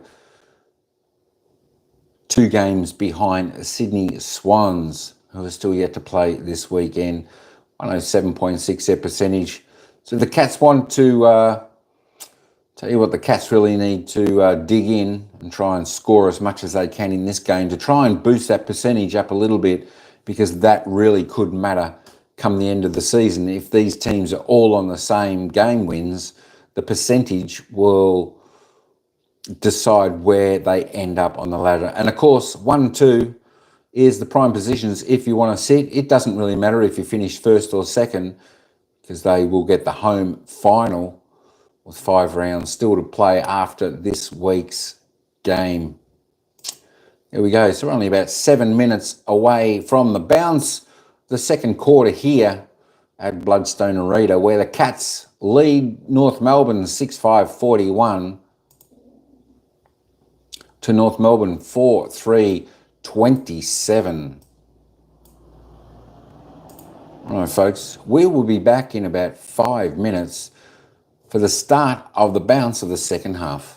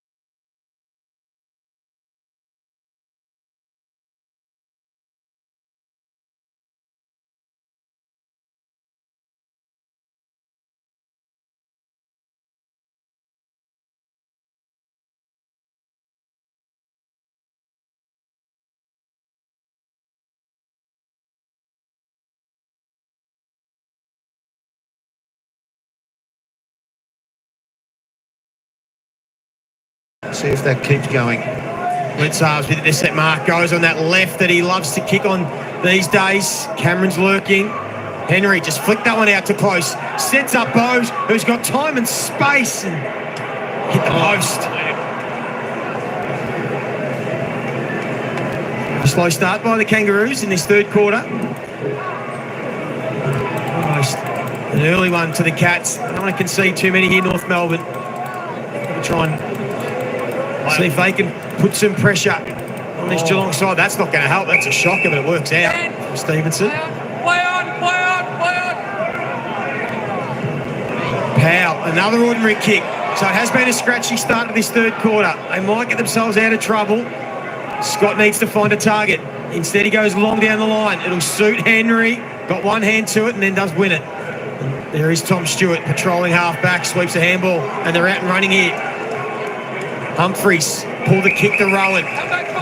Paul looks to be okay from that ankle or foot injury. He is hampered in his running action. And now Logue, well done. He actually did an additional warm-up, Joey. So just as the team was coming off the ground at halftime, North Melbourne, he stayed out and did some extra work. So they are testing out that ankle. He's out there, as you mentioned, but he's not moving freely. It's hard to not see Tom Stewart down the line every time.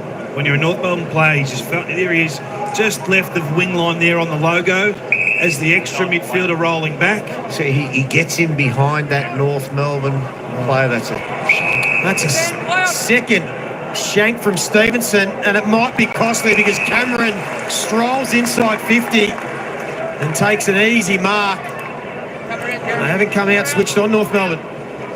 Just a strange skill error there. Not sure why he didn't take the obvious long down the line, reset, leave the game in contest. You can't defend that. You can't defend the kick. It's indefensible. You're a league footballer, not pressured. You have to make that kick. Just the 1 goal and 6 disposals last week. Equals 7th in the Coleman medal. Straight over the goal umpire's head. And in the end, some sloppy disposals from North Melbourne out of their back half cost them the first of the third quarter. It's a game-high 21-point lead. So you hold that up and you're looking at your players and you're comparing apples and oranges, and you see someone like George Wardlaw is dying for this team and not under pressure, not taking enough kick to execute that right. You say, where's the balance? Are you giving everything you've got in your armoury? Because I'm quite sure if you said to Jaden Stevenson, here's the biggest prize of all time, if you hit this target, he'd hit it. Jeremy Cameron's he's had a strange 6 weeks in front of goal. 1 goal, 2 today. He's gone 3-3, 2-3, 4-4, 3-3, 1-1. He's a better finisher than that. He has been over the previous 18 months. Just has lost his range. And they've moved him to a wing in this term. You can see him there on the bottom of the screen. Powell set upon by a couple of Cats. I know we've talked a lot about Tom Stewart. He's got the right here, but that's his weakness at stoppage. He can run over the top of it when it's below knee level. So that's why he sweeps out the back. North Melbourne win this clearance. Phillips thought about giving the handball, instead had time to kick, and so quickly Stewart gets behind the ball and gets involved. Great smother from Comben. Larkey lurking. Quick kick out will favour Dempsey. A couple of metres on Stevenson and now Myers. That was so clever. So clever. He knew he was out the back there. That's why he snap kicked it forward quickly. They're in a mood here, the Cats. It's an aggressive start. Rowan broke the tackle. Phillips couldn't execute the smother. Archer has to be clean, and he was. Now Stevenson needs to execute better. And that is good. Really good kick. Well done.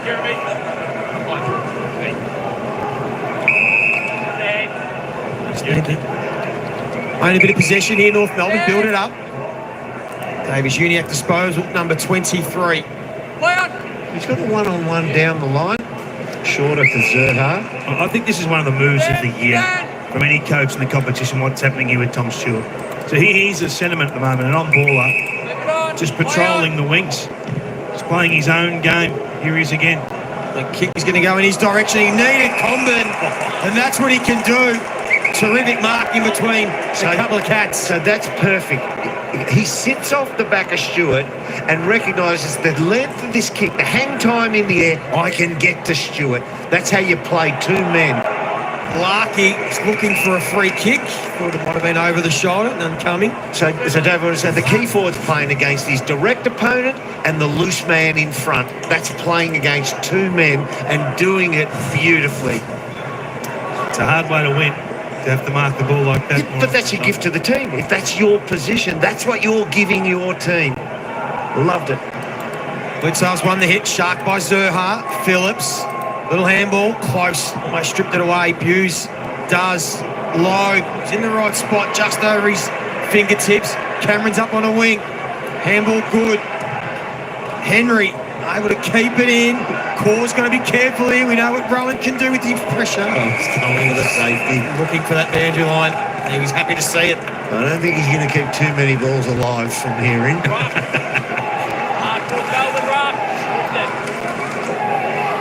Already the Cats pressing. And already Tom Stewart on that shot, seeing just on the AFL logo on the wing, all by himself, just playing like his usual role behind the ball. And this kick might go straight to him. There he is, but he's in between three. Doesn't bother him. He'll mark it. See, this is my point. This is why I think this is the coaching move of the year. It's hard for the opposition coach's box to work out, do you put a half forward to him or a midfielder? He goes low with a bullet. Rowan attacked it. Powell had to stand his ground. Good contest from both players.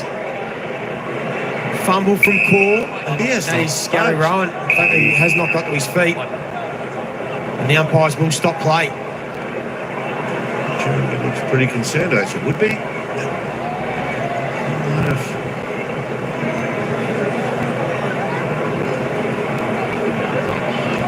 Let's see if his first pace. Well, he'll get a 6 down to this. They'll be looking at this video. It's a clash of heads, an accidental clash of heads between Tom Powell and Gary Rowan. So he certainly will get a HIA assessment and feel like real speed there, didn't he? Oh yeah, yep. And the thing is, the Powell's head over the footy, it makes contact and it rattles the jaw. It's not a straight-on flush hit. It comes across the jaw, which really can rattle.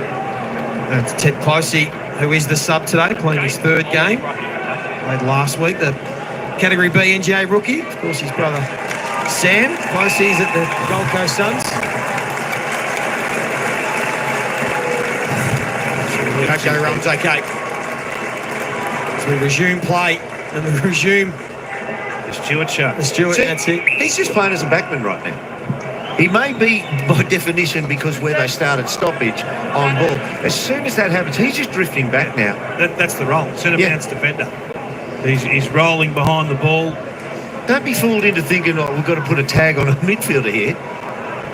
He's doing what he's been doing all year. Oh, Dempsey was brilliant with the handball over the head to Lawson Humphries to Bowes, who finds Myers. And there's some warning signs here for North Melbourne.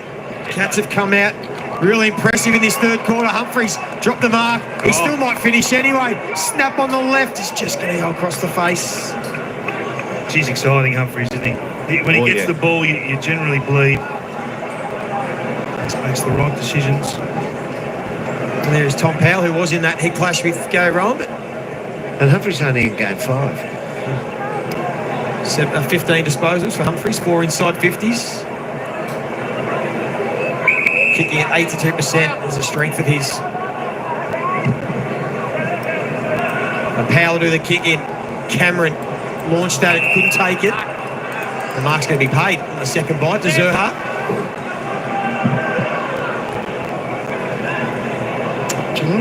On that shot there, you can see they're stopping North trying to go 45 inwards, forcing them down the line. That's a great take. They're getting some contested marks, North Melbourne. Seems to be their best avenue at the moment. First combo now, Sherry. He's going to squeeze one to Powell. From here, can they get it to the centre circle? He's looking in there. I'd try that. Yep. He saw Cor. Now the field opens up. You've got both flanks to lead to if you're Larky coming out of the goal square. You can drive it in deep. Can they take another contested mark? Gets through hands. The Cats mop it up. Cameron supporting his defence. High ball. Close has got 3 to beat. Thought he might have been blocked out of it. In the end, he almost might have won. Could have got himself a free kick. North Melbourne do win out through weight of numbers. Sheasel, kick inboard, falls to Hanson, who just took too long. League football, you don't get that time, son. Their pressure's been enormous, Geelong. They just refuse to give any easy disposal to the Kangaroos, any easy counter punch. Been terrific. It's been clinical, really. Wasn't a bad method, though, was it? I mean, a good crumb, good kick positionally, puts the back line under pressure. The boy crumbed it really well. He just not quite attuned to the tempo of league football, especially a professional outfit like Geelong's. So Gary Rowan in the rooms there, getting his assessment. Feels unlikely that he would come back out. And might be ruled out very soon, Gary Rowan. There's Holmes now. Loves to run and bounce, wants to get it to the open side. He sees Dempsey, who always holds that width out in the wing. Archer was there, Cameron coming through, enjoying some freedom in this quarter. Dempsey, his handball just missed Jack Bowes. The sub has been made. Gary Rowan has been ruled out with concussion, so Ted Closey will be activated into the contest. Boy from St Joey's. The 6 disposals last week in his first game of the season in that. That's a shallow throwing. Sure, he was happy to take it. Wardlaw tried to be creative, picked off again by that man Humphries. High ball, Henry flew. Scott just wants to get it out of there. They're just hanging in North Melbourne. Holmes again, didn't strike it well. Stengel's done it before, well done Archer. That was an important hand, mocked up by Henry. Archer, 2 great efforts, 2 fantastic efforts by young Archer then. Both times he was in the poorer of the seats of the contest. What a fantastic effort by that young man. Chris Scott, you're really comfortable at the moment. There's a 3rd kick from Stevenson that's missed the mark. He's going to run on and get it back. Decides to go by hands. Zerha's had a fair bit of footy, but a lot of it up the ground, I suppose, number 15. High ball, Stewart again sitting under it. He's affecting everything now. Even mops up his own handball. And then the kick's a beauty to Myers. They are 4 running now. Dempsey wants to come in board, picked his option. Brilliant play by Geelong. Now, there's some basics in league football, and when Stevenson comes out of the back line and he handballs forward to Zerha, and Zerha's backs to his own direction, all he can do thereafter is do a big U-turn and skyball it. And what does Tom Stewart want down the other end? He wants hang time on the footy so he can get set underneath it. Don't give that handball. Go down the line and at least get it in there quickly or get it over where Stewart is. This is a real positive for Geelong. Ollie Henry back in form. He's been dangerous and he's now kicked 2. And the Cats have broken this one open. It's 29 points. And they have got this game well and truly in control. We'll take a look at the Bunnings build-up trade. Durham, tell us what you're talking about. This is really disappointing for me. Is that you've got the line of sight to tackle and Stewart just steps straight through. He's made a couple of errors by foot. He's had an indifferent day, Jaden. But when it's your turn to stick the tackle, as a senior player that's been in and out of this team, he's always under threat. And he can often be the whipping boy for the Kangaroos. But that is why. When it's your moment to stick the tackle, you see Wardlaw doing it, you see Davies Uniacke doing it. As a senior member of this team, that was your time to stand up and he failed the test.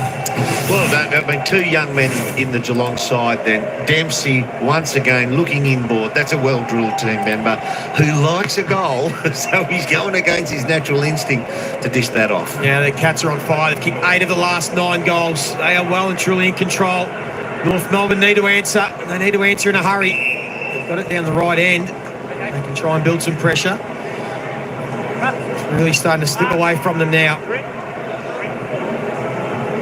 Cats have been in control since about the 15-minute mark of the first quarter. Led by that man, Tom Stewart. He's now up to 21 disposals, 4 intercept marks, 4 score involvements, 10 contested. Zerha, can he create something? Sheasel on hands and knees. Curtis got it back to Zerha, who tries again, but Cats have plenty of bodies around this contest.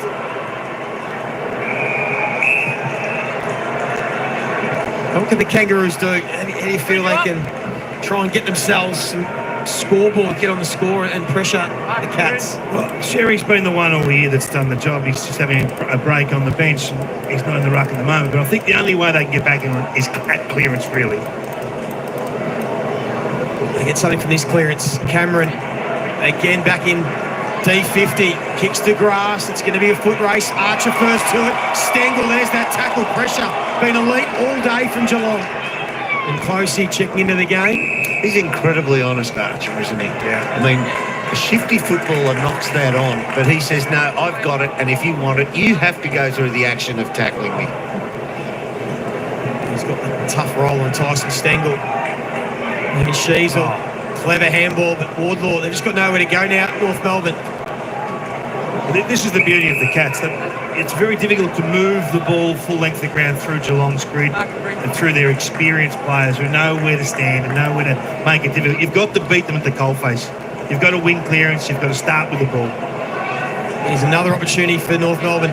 Phillips towards Larkey. Stewart again sitting at the back as an extra, slipped over this occasion. So has to go back and try and win it again. Sheasel's there to support. Larkey needs to finish. He does. Just what the doctor ordered.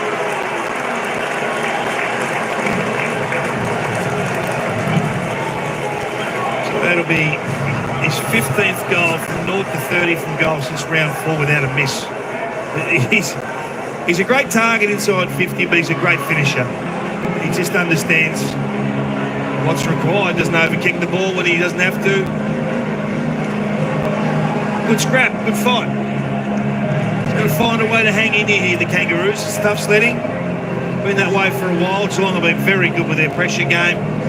Super organised, but when the opportunity's there, Larkey takes it. And his second goal, Sheasel he got from the contest to the next one. And this has been the biggest improvement in North Melbourne since the bye. Is when they are up against it, they don't drop their bundle. They've competed hard. Even when it's not on their terms, they've found a way. And they keep it within 4 goals. 2 in a row would be nice. Sherry, centre bounce clearance. Sheasel from outside 50. Sees an open goal square for 2 in a minute. That'll get them back on track. Sherry. Great finish. You call it Kingy, Tristan Sherry back into the ruck. And just like that, it's back to 17 points. All the talks about this guy, Sheasel, and so it should be. He's had a fantastic season, but I think Tristan Sherry be right up there in the best and fairest count. He's had such an impact on this midfield. No doubt. He's been given the reins after a long stint from Todd Goldstein, and many were thinking, is he ready to absolutely take command of the ruck position? He's had a terrific season. He set them on their path there, but boy, have they been crying out for a finisher. Someone who can drive the ball through the big sticks. In a moment like that, Davies Uniacke hasn't been that player today, and probably isn't that player really. This guy showing us that he is. Yeah, Davies Uniacke is your bull at contest, isn't he? Get it out, move it forward out of the front side. But this is the bloke you want the ball in the hands of when you're going inside 50. And he's become a goal kicker. Sheasel. He's kicked the goal almost every week since he's moved to that mid-forward role. Duncan with experience, worked Phillips out of it. Dangerfield's been quiet. Phillips goes in again. They could make it 2 minutes. Curtis fires just offline. Just like that, there's life. They're back in the fight, the Kangaroos. Absolutely. Yes, their game is in all right, Nick. Just got to hang in there and believe at this point in time. They've had a few scrubby errors when going inside 50, but look, they've had a couple of really nice entries in the last 90 seconds, and look how it's turned around for them. So hang in there, believe. The momentum swings. It's in favour of North Melbourne now. Bowes, high ball, no 15. Dangerfield went looking for the line. Sheasel read it. Cuts back in board, looking for his mate Wardlaw. Clever kick. Brilliant kick, in fact. Duncan again almost stepped over the mark. Wardlaw pokes it up for Larkey. Well done, close. Curtis saw Tucker out wide. Wants to get back on his left. Had Buse coming. And then in the end, Scott and Tucker almost muck each other up. Tucker now does get on his left. Can it get over the top of Henry? Who again in the goal line has taken another intercept mark and cops one for his troubles. He's a make-you-earn-it kind of guy, Charlie. Great description. Yeah, it's about as far as you want to press the issue too, isn't it? Without giving away a 5-0 on it. They already gave away 150 earlier in this game. I think it'll be his last. See, Durham loves it. Look at him. They're building pressure here, North Melbourne. Give it. Chance for Bailey Scott. Bit of action on the Kangas bench. Looks like Dursman's getting ready to come in. We'll wait to see who will be subbed out. The tools are all here. They all fly. So does Dangerfield. Sheasel stays down. Hanson handball. Picked off again by the kid Dempsey. Well done. That saved a goal. He's kicked a couple of brilliant ones, and he's saved one at the other end. He's good, Dempsey, at seeing that, isn't he? Myers' kick was a bit too aggressive, although Tom Powell overran it. That's going to be a dangerous tackle against Davis Uniac. Just worth the free kick. I reckon Dempsey's one of those blokes that if he goes to the carnival and there's the 3 cups and the egg under one of them, he's never fallen for it. He picks it every time. It's a remarkable play, wasn't it? Yeah. And now more bad news for the Cats. Kanga's got the momentum, and it's De Koning that's coming from the ground limping from that big pack mark, or attempted pack mark just moments ago. Some discomfort. There's big Sam De Koning. Already Gary Rowan subbed out. Holmes. But then, Joey, the bad thing about De Koning coming off, Stewart came back on for him, so he's just gone in behind the football. Yeah, with Conor, he's got a bit of, dare I say it, David, Captain Risky about him. He does. He does. He plays the game to the absolute line, Bill. Yeah. And you need one or two of those. Yeah, absolutely. And Zane Dursma has checked into the game for Robbie Hanson, who's been subbed out. Good tackle. They can provide a spark, young Dursma. Mitch Duncan, that's a battle you're not going to win. Sherry and Blitzarves, umpire said they were both holding. I think he couldn't decide. Manor, his kick smothered. North Melbourne have up the ante here. Tucker from inside the centre circle. Drives it in deep. Gets to a one-on-one. Teagle got both hands to it. Couldn't take the mark. And then Dursma straight away gives away the free kick. Yeah, that's the error, is the free kick. But once again, they punish him. The second man in has put a bit of punishment on him. Won't bother him. Let's have a look at the Coney. Oh, he's got a corky in the back of the knee. Big knee to the back of his knee. Already got that knee strapped as the kick. Out of bounds on the full. They're having a moment here at North Melbourne. They've just got to get another conversion on here. This is one you want to get Common away from the drop zone and come back to it with pace. Common gets a run and jump at it. Yeah. So does Teagle. And then good pressure from the Kangaroos keeps it inside their forward 50. They're building. That's the last 8 inside 50s to the Kangaroos. Bulk of that damage coming from clearance, but you've got to get something for it here. You're going to build the pressure. Well, there you are, last 9. All of a sudden, Chris Scott looks a little bit more concerned than he did about 10 minutes ago. Simpkin, another clearance win. Scott kicks it to a dangerous part of the field. Larky and Combat are there. Fist for him, Colin Jasny. Davies Uniac, can he break through? Few. Sherry wasn't sure what he was going to do, and in the end, coughs it up. And the Cats get out of jail, and they might get out of their D half, although Dangerfield, not his best afternoon. Tucker again will send it back in. Something's got to give. There's going to be a push against people. So good his positioning, Thompson. Yeah. He was there early. He plays absolutely the percentage is spot on, doesn't he? Look at him. I reckon he's dislocated a thumb here, Combat, when he gets wrist or thumb. Well, he gets looked at. There's a blood rule. It's Davies Uniac. He might have caught that when he was trying to get himself out of congestion. Did have a bit of a giggle. I know some blokes think in slow motion under pressure, and Tristan Sherry, and the ball went to him. I just couldn't help but think of Robert Walls. Don't handball to ruckers. Afternoon, Woolsey, but it's a good battle. This Cats have got to respond. Bit difficult getting the ball out of their defensive half. I know they're in a fight now. Let's get it. Stick with the experience. Yeah, go back to him. And they get it back to the user, and he's able to get them out of trouble. And now they want to get it flowing. Forward handball to Close. They create the oval, the kick set in the air. Well done. Good team defence by the Kangaroos. Stengel just went, no, I'm having none of this. I'm not even going to compete for this. Otherwise, I'm going to cop 100 kilo plus force behind one knee. So they're having a really good period here. Combat again flies. Wardlaw stayed down. Now it's a ground ball. Colin Jasney's got some space and time to use the experienced Buse. It took all the time and got it to Cameron. Great pressure again. Sheasel. Shields. Looking for a mark. Curtis through the hands. Here's Dersma. His first touch. He dribbles the goal. And they are right back into the ruse. So many components to this, but this is all the excitement's driven, David. Just like Conlon's charging at everything, absolutely everything in there. Great pressure there by Wardlaw. Chip in, probably should have marked that, but they are just alight with enthusiasm at the moment. DeConing off the field. They look a little bit disorganised down back, a little bit rattled.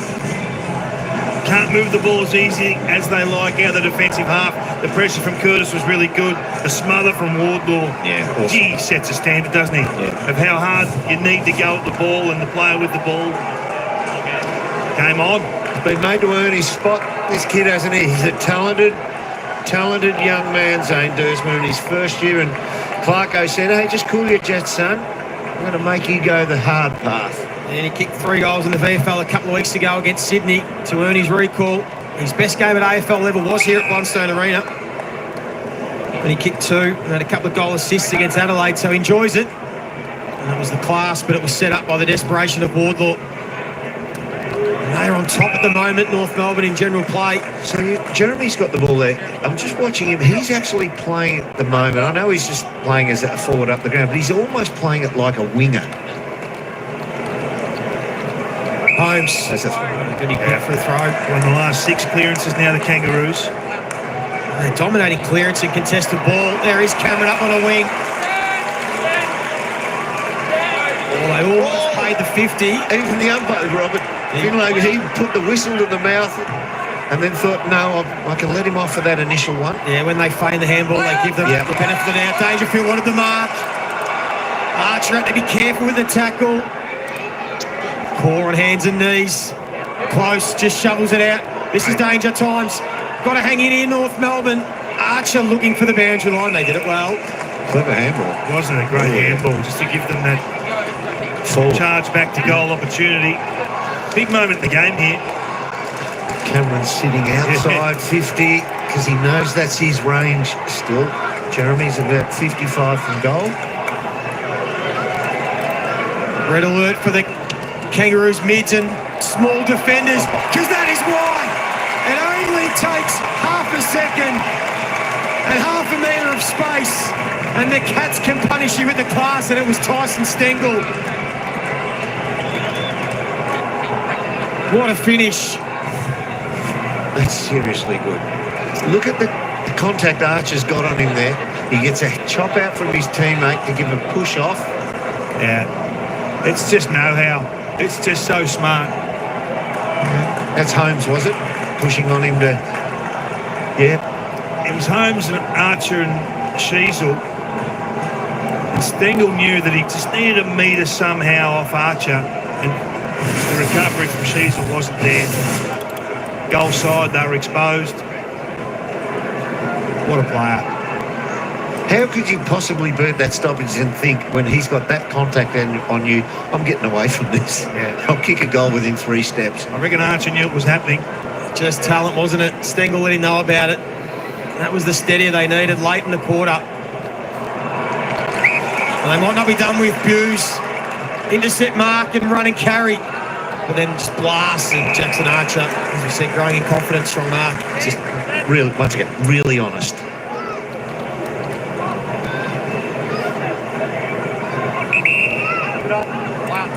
Certainly don't want to concede one late in this quarter. Done all the hard work to get themselves within range. They've got Cherry and Blitzarves at the top of your screen down the line. If you can reach them, force it to the boundary, take it out, restart again. Tom Powell disposal, number 25. He'll take on the contest and take a stoppage. Good defence by Geelong. An important final minute and a bit, you feel. A goal either way will make a huge difference in this contest. Holmes off a standing start. Tucker gets the 1-2 and then fought his way through it well. Shields. Had Sheezer with a bit of space, but the kick on the left over the head. And back to where it started. It's been a 3-goal apiece quarter. Sure, I've seen a quieter game from Patrick Dangerfield for a while. Yeah, what's he on, 7 still? 8. Well, that was just a smothered kick forward to give him his 8th. Sherry won the clearance, got it to half forward. Buse working hard, one-on-one, Sheezel. Hose was there. Again, the players getting better at getting boot the ball.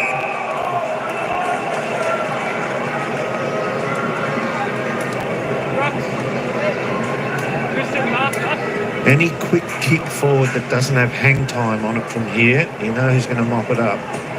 There was Holmes that sharked the hit. Dempsey along the ground. Dangerfield having a spell at half forward. Sees Henry out the back. Body work was good. Tucker did well. Neal, the fend off.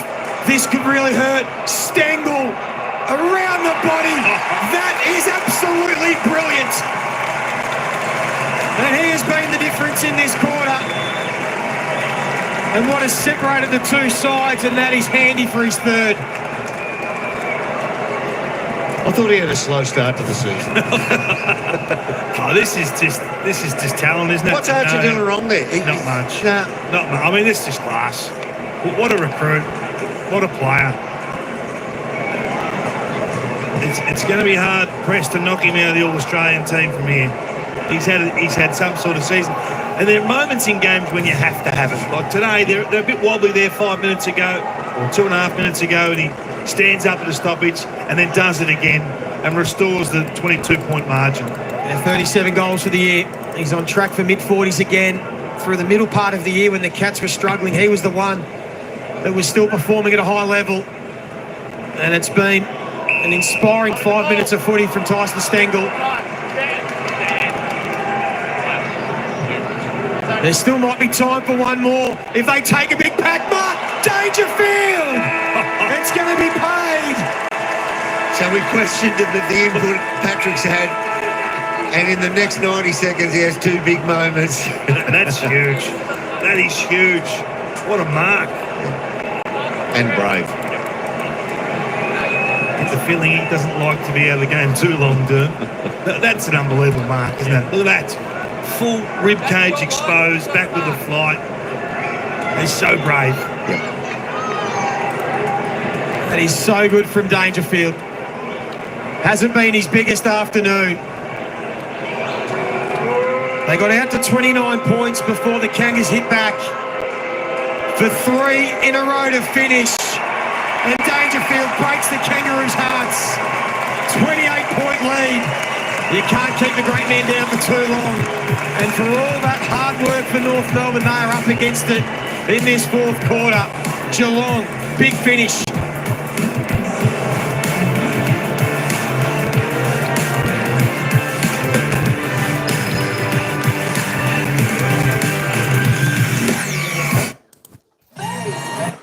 All right, there we go. 3-quarter time here, folks, at Blundstone Arena.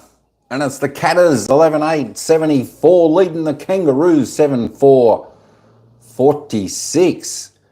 I tell you what, that was a pretty good quarter. The Cats came out of the blocks. They were in charge in that opening 15 minutes of that 3rd quarter. But then the Kangaroos got a run on again. And it looked like they were going to take it right up to the Cats, as we can see here, the 26-minute mark. Even the 28-minute mark, that's when the Kangaroos got their 1, 2, 3 late goals in red time. Stengel kicking a miraculous goal from the boundary with a snap, and Paddy Dangerfield scoring a goal after the siren in the 3rd quarter. He had 1, 2 bites of the cherry. His other player touched it and then he got it back, and the umpire said a mark. Cats at 74. Cats at 74.46. That's 110 total for the game so far. So I tell you what, I was just about going to say, before Stengel kicked that goal, those late 2 goals in the last minute, this is still anybody's game, but out to a 28-point margin. It's going to be tough for the Kangaroos to get back, take victory over the Catters. But you know what? Stranger things have happened, folks. The Kangaroos had a bit of a run. They looked pretty good. They nearly got back there. But 3/4 time here. We've got 1 quarter to go. I'll definitely be doing the Pies match, Paul. Absolutely. I was saying, Adrian, yesterday, that's a win-win. That's where the Pies need to win, and that's where the Tigers, they need to lose to stay on the bottom for the to get. No doubt about that. We'll cover that because I want to see the Pies have a victory. But there we go. Let's just have a quick look while we're here waiting for the players to get back out onto their starting positions in 3 minutes' time. Let's just have a little bit of a look at the player stats. Let's have a look who's leading. Of course, Sheasel's having a great game there for the Kangaroos. He's got 28 touches already. Big game for him. 9 kicks, 19 handballs, 2 marks, 4 tackles, 8 clearances. He's doing it all. Ukanaki, 27. He's going well with Powell on 26. Tommy Stewart, master down back there for the Catters. In defence, 23. He's the leading possession getter there for the Cats. 20 kicks, 3 handballs. Tell you what, he loves to kick the ball, doesn't he? 8 marks, 1 tackle, 1 clearance. Wardlaw, he's having a good game there also for the Kangaroos on 19. Jai Stevenson also on 19. Maxi Holmes on 19. The possessions are starting to creep in for a few. Of course, Jeremy Cameron there, up to 15 possessions now. Got a few possessions there in the back line in defence, helping out his team when needed there. 12 kicks, 3 handballs, 6 marks, 3 tackles, 1 clearance from Jeremy Cameron. Of course, Gary Rowan went off. He was subbed out with a head clash. So Gary Rowan is out of the game now for the Cats. Unfortunately, we don't like to see the head clashes and players get injured. Here we go. Let's keep going down. I'll have a little bit of a look. Paddy Dangerfield didn't have much in that. I think he only had about three or four possessions in that quarter. 7 kicks, 3 handballs, but he kicked that late goal after the siren just to stretch the margin out there for the Catters. We go down there, and that is the stats. Let's go and have a look at the goal scorers now. See who's leading the way.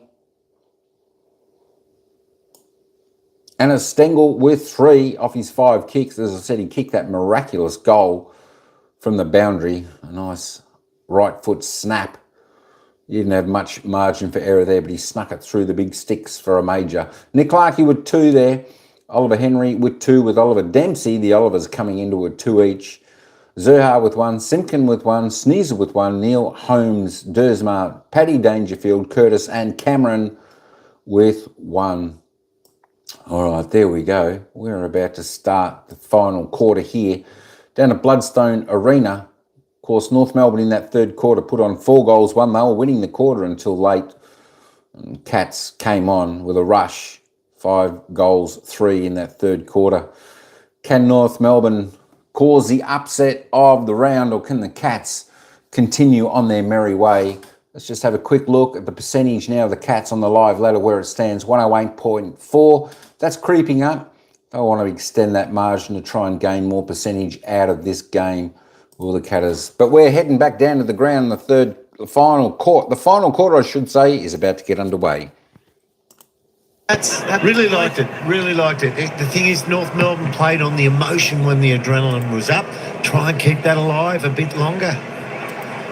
They need to get the first goal of the quarter. And there he is again. That's generous. Blitzarves was given a lot of time, wasn't he? Had to get the ball. High tackle, a bit reckless from Hughes. They have to get the first, you feel, North Melbourne, just to give themselves some sort of chance.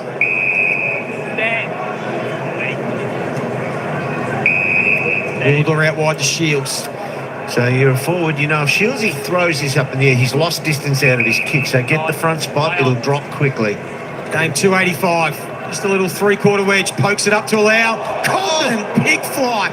Got the sit too, couldn't quite bring it down, but he looms every time there's a high ball. Speaking of looming, Stewart's been around the footy all afternoon. With Condon, one of the things we underestimate is bravery in the air, as we look at Gary Rowan going through his HIA. Conversation going on there. Gary Rowan will miss the game next week against the Adelaide Crows back at GMHBA. Just testing that. Eye socket there, which is a concern. Just above it, yeah. He's brave in the air, Condon. Wardlaw knocks it on, so does Sheasel. He wanted to knock it into the path of McDonald, didn't quite sit. Now foot race, Close and Scott. It's a good race too. Heard the voice of Zach Guthrie with composure, pokes it over the top. Henry wants to wheel and go. Sees Dangerfield short and has Neil longer. Core able to keep him out of it. It'll bounce close. Quite enough. Chad Hughes, good defence then. That was one of the times when you do hack the ball off the ground. Have you seen his game today, David? He's been good. Yeah. He's an honest defender, isn't he? Just gets the job done, and when he takes possession, everything's going forward. Pretty handy player to have if you need to come into the side. Jed Hughes, his last 3 weeks VFL level, averaging 26 disposals and 9 intercepts, so in good form. And he's carried that on today. There's Powell, who's had a stack of footy, and Jack Henry easily able to nudge Comben under that marking contest. We saw Will Day at the Suns do it at the other end of the ground, nudging Comben under it. I love it when he gets a run up, times it so he gets a run up and flies at it. But when he camps underneath the long ball, he can get outmarked from behind. It's been a good move too, getting Jeremy Cameron higher in this second half. Starting to get some good, meaningful possessions. That's a kick to a contest. Neil had the fly. It might have hurt Blitzarves in the process. Goes back and wins his own ball. Almost got over the top to Myers. Wardlaw did just enough. Dangerfield now playing forward. Henry spins out of a couple of tackles. The handball though might be coughed up. Holmes tried to bump Sherry, just said please. Knocked him away from it. Like tackling a goat. And then the class of Sheasel out wide to the class of Dersma. There's players up ahead. Normally a good user, good kick. So that's one of the things where we talked about the first half and a little bit, their entries inside 50. You get someone like Dersma out there, get time into him. He'll clean up that entry inside 50. He's a lovely user of the footy. Larky doesn't look confident from this range. He's still looking inboard. Yeah, he wants to give it off. He's on the same wavelength as Tom Powell. And 14.9. And he'll be doing the same. Is that a big game, Powell? The leading lane there, which Zerha comes up into. At least he's dragged a few with him. The kick back to Dersma. Yep. Good connection by a couple of youngsters. Got great hang time, this kid. I watched a lot of the under-18 competition last year, and I was a huge rap for this kid. The other one, Caddy, I loved it, who's gone to Essendon. This boy is going to be a true flanker who can float and has hang time in the air and kicks it well. He's a real talent, this kid. Already got one. Has a ton of class. Make it 2. And keeps the Kangas in touch.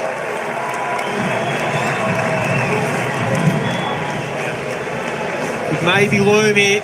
Fresh legs. I love this. Watch the space lead. Larky points, goes through, takes DeConing with him. Then Zerha leads, takes his man with him, Guthrie, and then there's a third lane, still open. Bang, hang time. Like the Tullamarine Airport, they're just taking off everywhere. On the runway. Well, just have a look. I'm not sure I've seen a game where your team has scored 12 times, 8 goals for, and Harry Sheasel's been involved in 11 of the 12. That's a remarkable afternoon. It's a good effort. 11 of the 12. And Tom Powell just equals a career high, 29 disposals. Jeremy Cameron up on the wing there, playing as a true winger now, not even trying to hide the fact. Just giving him some run around. McDonald goes out with him. Sherry wins the tap. Shark by Stewart. Well, then lost his footing. That's been the only thing that's really stopped him today, but he's going to get the free kick anyway. I don't know if he did get him high. He got him under the armpit. Sherry doesn't think so. From a standing start, keeps it low and flat. Dangerfield presents again. Stengel. Ollie Henry, a couple of dangerous forwards for the Cats today, Stengel and Henry. And just quickly, Joey, just had Comben jogging off the ground, limping. He was speaking to the doctors at 3/4 time, so whatever he was speaking about obviously isn't solved just yet, so he's having a rest. And his injury troubles all through his junior and AFL career, Charlie Comben. Massive amount of broken bones. Hopefully he's okay. The way that he plays too, you feel he's going to get injured a lot more throughout his career, Kingy. He's going to break a few bones, some of his own and some of others. But when Logues come back into this team and it's allowed Comben to go forward, it just looks so much better, don't they? They've got the spine. They've got the spine that can compete. Stevens kicks. Dersmer, it was under it, but it was De Koning, who looks to be okay. After spending some time on the bench. Another intercept mark, 23. Gave it off to Stewart. Henry got the sit. Oh, didn't see Stevens. Spilled out to Humphreys. On to Shannon Neal, who spent it before he had it, and then ran himself into trouble. And again, another one who was able to get boot the ball. Sherry took too long, and it's going to fall to Blitz Arts. One handball to Ruckman. There is another school of thought that coaches tell off Ruckman who actually call for it. Blitz Arts. Keep this off, isn't he? He someone. He doesn't. It's Mitch Duncan who's come from the bench. He's waiting for Mitch Duncan to give the handball. There he is. And Duncan, good kick, was low and flat. Great defence from Griffin Logue. So Dangerfield just blasts it. Ollie Dempsey and Ollie Henry, a couple of flies in this contest. Sherry at the stand there. That's better from the ruck. That was the slowest show my hand of all time with Blitz Arts, wasn't it? Wanting to give it off to Mitch Duncan.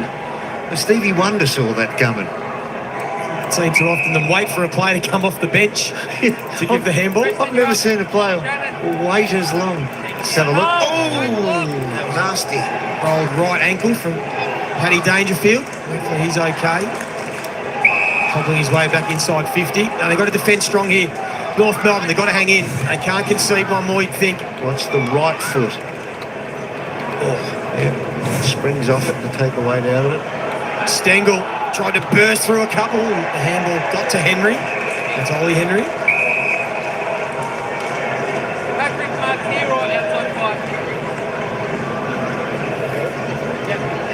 Can they afford to spend more time with Dangerfield in the forward line as the season goes on? I reckon. It's too important as a midfielder. I think right now you're probably taking a bit of heat out of him as you go into finals. So no intercept mark. And that is going to be 50. Yeah. Just a little brain fade against young Paul Curtis. That's going to be costly. Yeah, no, that's there. Yeah, by spot. I'm not sure what the complaint is. And you're right with this guy's role, Cameron, today between the arcs. He's been terrific, hasn't he? Not as much forward 50 stuff. And now he hits the scoreboard. And that one hurts back out to an equal game high, 29 points. So if he's 17 disposals, 11 of those between the arc, 6 inside the forward 50. He does still get forward. Yeah. We know what he has to be for this team. He has to be a bit of everything. It's important that he does continue to hit the scoreboard to keep that strike power up. But they've allowed others to blossom forward of centre. We've talked a lot about Stengel and obviously Henry. I think this is more of what we're going to see, though.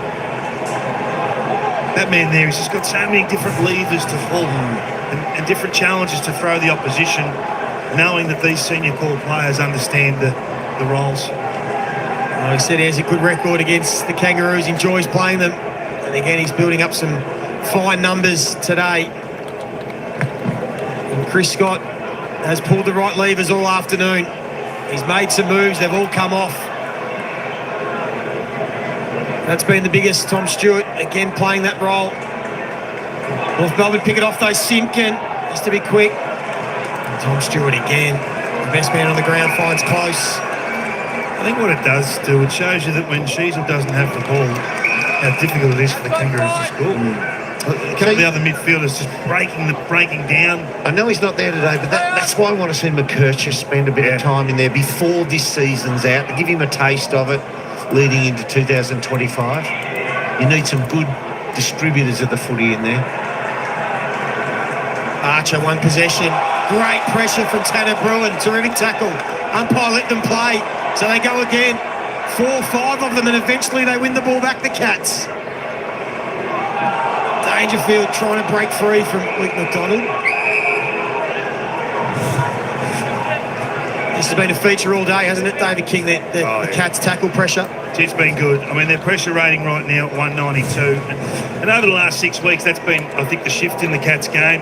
Top 4 in the competition for pressure. Don't allow you to play. Plenty of bodies around the football this afternoon, particularly after the fast start where the Kangaroos kicked the first 3. They had the run and gun handball game, but the Cats have taken that away from them. And have really been in control, other than a little 10-minute patch late in that third, and the quick kick from Myers finds Sean Manor. Hasn't had his biggest afternoon, Sean Manor, just the 10 disposals, but he has been in pretty good touch since he's earned his way back into the senior side. Reassuring there from the captain. Now watch this. Dangerfield gets to him at the front there in the box. He's just stopped, and he would have said, "Well done, mate. Just take a shot, take the heat out of it, get yourself a goal." Coming in today, averaged over 17 disposals and 5 score involvements. He's been a tackle machine, doing the defensive stuff well, but this is his bread and butter. Kicking goals is what he's done his whole career, and that is on full display. And that might be the one now. 35-point lead, game high. Cats well and truly in control. And flushed it. Quite hish days, had some good moments. Brian Myers as well, and then Dangerfield just gives him the confidence to say, no, you know what? Might only be in the 6th game, and sometimes players without experience think, I still have to do the team thing, I've got to honour the lead. But Danger would have walked up to him then and said, kick a goal, let us readjust, let us take a breather. Another one that's really added to this side in the last month or so since coming back into the team. 26 tackles the last 3 weeks. We've seen Lawson Humphreys at half-back. Tanner Bruin's now back from his 5 games out. Ollie Henry back in form, so there's a lot to like about these Cats as they march towards another September appearance. Tanner Bruin will be better for the run, just 12 disposals, but you can see that wrist guard on that left arm. Drives it in deep. Cameron now pushed back forward. Bowes has spent more time forward today. Cameron, this is what he does so well. Can't hook it back enough. And they make a mess around the Kangas. And Shawnee Manor says, thank you very much. And they turned and pointed at each other. Bruntegel and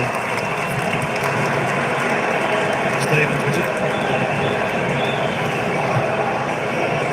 Just the pressure. I mean, this is just a constant pressure, whether you got ball in hand or you're defending, you're trying to execute. So there's Teagle at the top of the goal square now. Stevenson. Stevens. Sorry. Yeah. He didn't go for the mark in the end, but he sort of bluffed him into the fact that he was going to. They're just clinical, Geelong. They just put teams that are in the bottom bracket of the ladder away in a methodical manner. They coughed up the first 3 goals of the game, but since then they've been in complete control.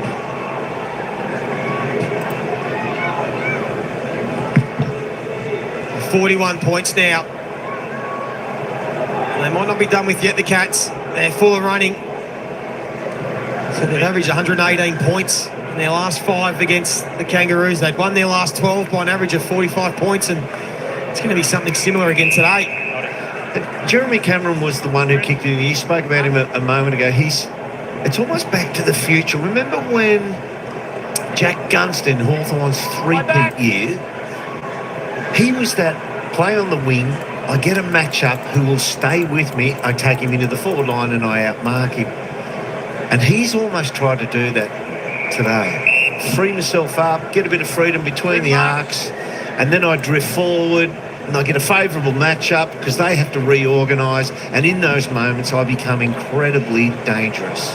But there's another one of those levers you talked about from the coaching box of Chris Scott. We saw that live ladder up to third, and percentage might become important with all these teams so close. They've already picked up almost 3%, the Cats. And they keep kicking a big score.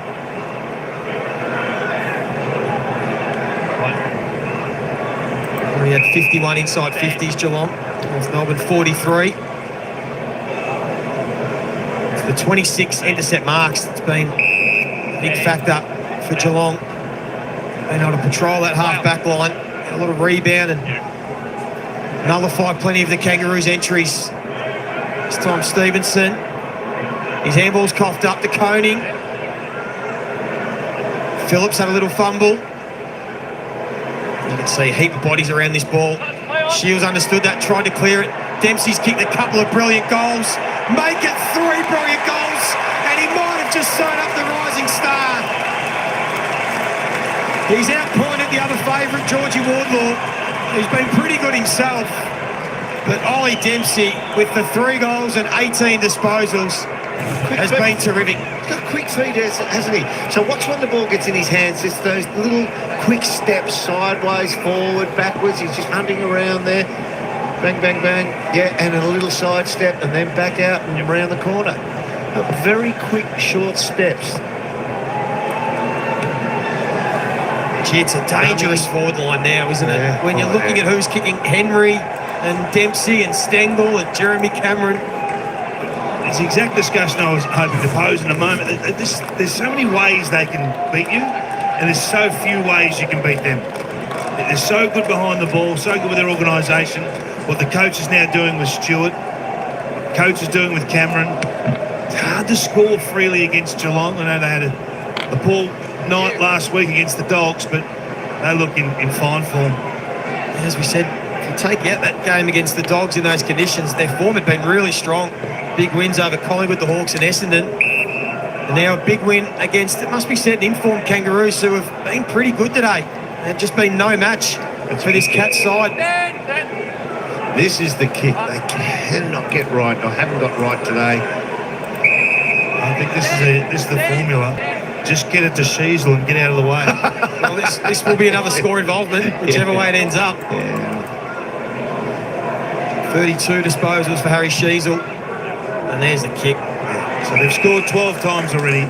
He's been involved in 11 of them, Harry Sheasel, so this will be 12 of 13. It's an amazing number. It's an unbelievable percentage. It's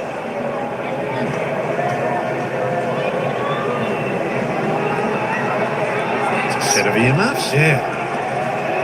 Keep your Port Melbourne peers warm.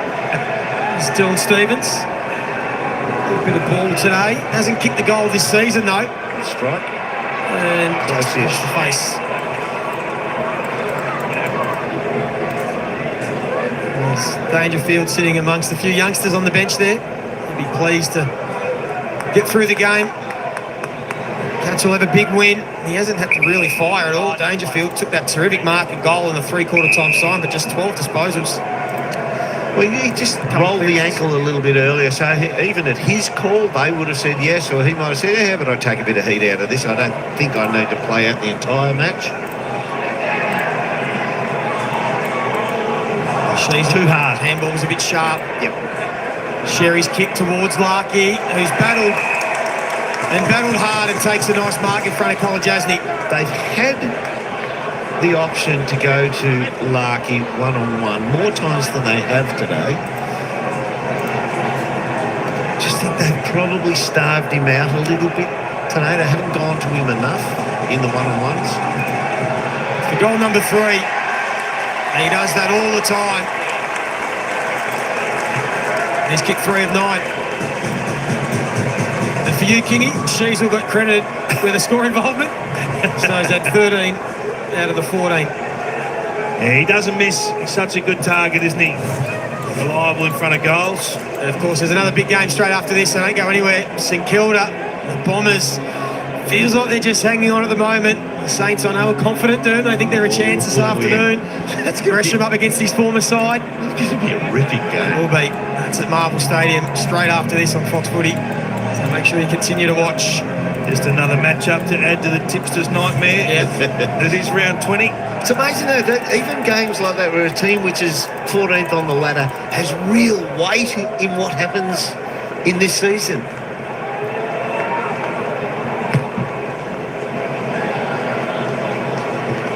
Sherry Gone for that tap out several times today. He just drops it low and in front of his belly button and makes the path through for Davies Uniacke. Scott came through. Powell tried to change his mind mid-handball. Still might work out though. Stevenson got decked as he kicked it. Umpire said legally. Larky again in a one-on-one. Kolajasny. As Sherry has to stick up for Stevenson. A bit of push and shove with Cameron off the ball. Umpire will let them play as Myers goes towards Henry. Stengel stayed down. Perfect crumb.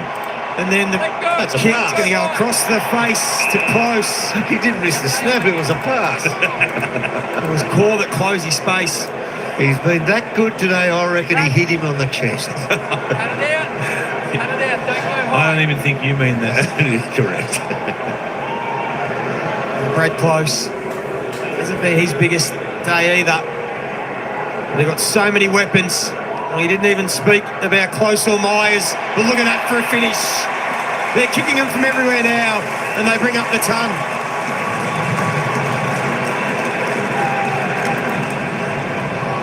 And they're piling on a pretty good score. Well, this will be the third 100-pointer in the last 5 weeks for the Cats. It's generally a pretty good indicator that your turnover game's in good order, and it comes off the back of your defence, obviously, the turnover game. So I really like the way that they've played today. I mean, it's 10 goals to 4 essentially from turnover. They just disarm the opposition week after week, Geelong, and have a forward system that allows that to get that back on the scoreboard, with Cameron playing his role high. We've seen Henry really control the forward 50 today. And the Smalls haven't really been asked to do a lot in Myers and Close.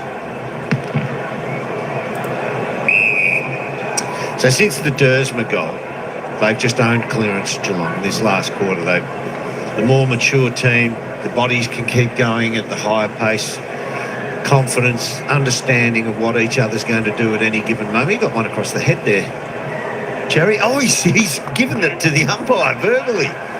It was Tom Stewart that went and won the centre clearance. Another ball driven in deep inside 50. Howes had plenty of footy playing across half-back. Davies Uniacke, who had a brilliant first half, and a bit quieter in this second half of the game. Yeah, big Tristan Cherry turned his back on where the ball went to scream at the umpire, "Where's my free kick?" for one across the head. Wardlaw had a little crack at trying to fly high at the back. Guthrie being rock solid as always. Close here, the sub, who came on for Gary Rowan. Went out of the game after that head knock. Guthrie continues to run on it to break free, couldn't quite. And Scott just blasts it out wide. Sherry and Humphreys went one way, and then Close kick off the ground. How's the umpire going to see that? Going to pay insufficient intent, as it looks as if Sam De Koning's afternoon's done. With just under 5 minutes to go. It's a luxury you have when you put the game away so early. This will be only once in the last 9 meetings now between these two sides that the Kangas got within 30 points. They've really owned them. They've broken this one open since midway through that third quarter, when it was 10 points after that Zane Dersma goal.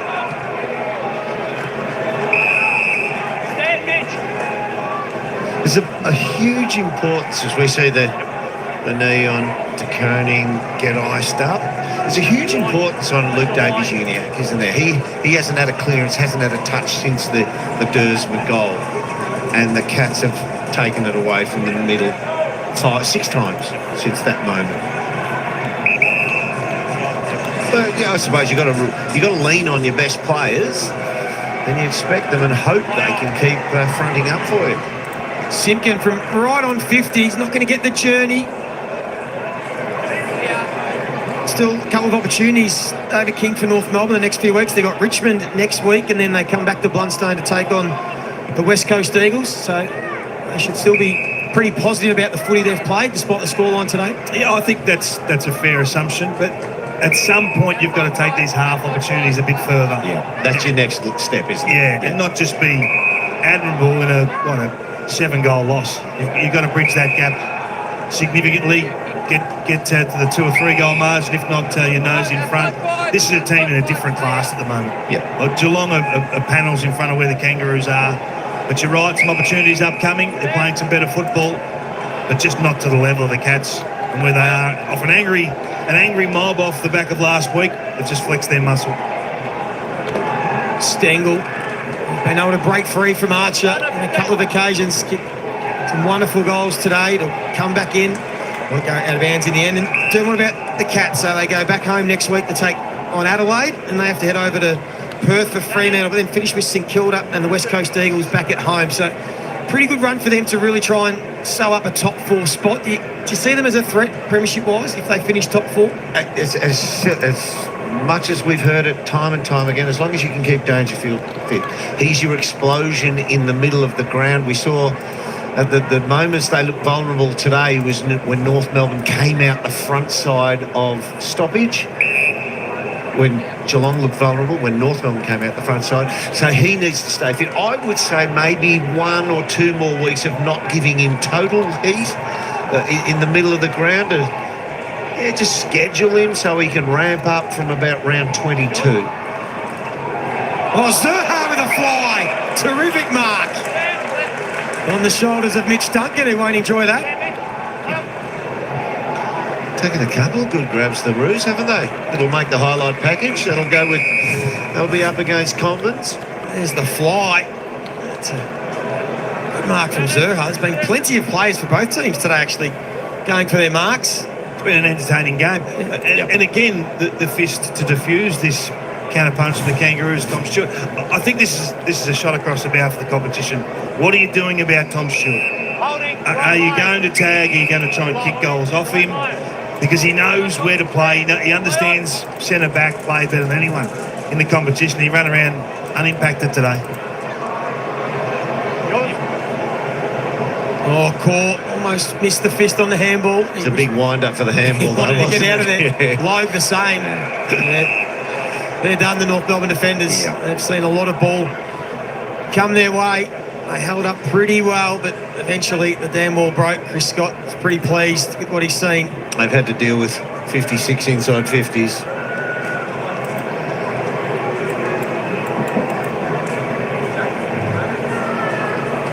Tick down inside the final minute and a half. Close. There's a one-on-one. Dempsey out of the goal square now. He's kicked 3 sensational goals. Only Dempsey staked his claim for the Rising Star Award. As Myers squares it up to Duncan. Hand it off to Bruin. And wants to spin out of trouble. Watch out. Wardlaw came through like a wrecking ball. The umpire didn't blow the whistle at all. Either way, let them play. And now Myers, who's been really the only one not to get in on the act, hits the post. A couple of things I've noticed about Tanner Bruin today. Love getting game time into him, and he's got a bit of pace, hasn't had a huge amount of the ball, but he's gone to ground without contact 3 times, which means that he's taken himself to ground just through the angle he's trying to run or the way he's tried to turn a sharp, evasive motion. You just need a little bit more game time to find your feet, literally, and feel the heat of league football and keep your feet and be able to get the clean possession away. Sheasel, disposal number 35 again to go along with his goal and 13 score involvements. Zerha wants to drive it in long and deep. Larkey was calling for it. Again, Jack Henry in the box seat. Curtis did well to create a contest. Davies Uniacke hurt Simpkin. He comes back to Scott and into the pocket finds Curtis. Unlucky not to get a free kick there, Henry. Over the top to Teakle, and they'll get the finish. In the perfect position defensively and was just taken out, really. Yeah. I'm not sure why the umpire didn't pay it, but They get through there, the Kangaroos, because they break the tackle on Stewart who come up, and it was Zerha who did it in the middle of the ground. But they've taken 27 intercept marks, Geelong, today. It's a massive number. It shows their defensive positioning is absolutely spot on. Professional. Yeah, it's making it so hard to get anything easy. And it was against a team looking to run and handball today. They've almost gone 1 for 1. Yeah. Handball to kicks. As you can see the live later now. And they are looming, the Cats. As we said, Adelaide back at home next week. It's a better win than it'll read. But most people say, oh yeah, 40 points against the Kangas. Yeah, expected that. Yeah, challenged them. It's been a really good hit out.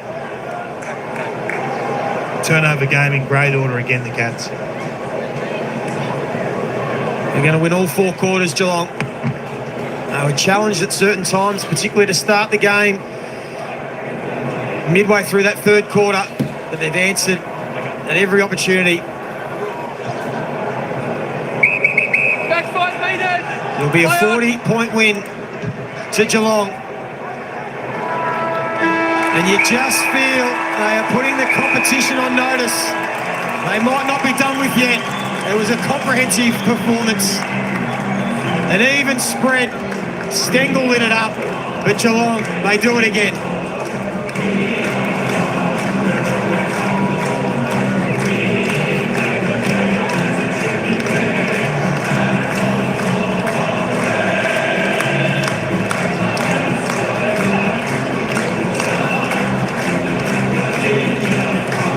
Kangas tried hard, but they were no match for this Geelong team. You just feel they're starting to build. It just felt like one of those nights last week, and today they did it. 3-point lead at quarter time. It was 14 points at half time. It was a 28-point lead at 3-quarter time. They ended up winning by 40. As we sit right here, right now, 3rd on the ladder. Great result, considering your number 1 midfielder, the captain, has only had the 2 clearances, so you get time into the time in the seat for some of the other blokes to play in the middle as well. So a bit of speed out of him. Let's go down to ground level now, and Nick Del Santo. Here with probably best on ground, I'd have to say, off the top.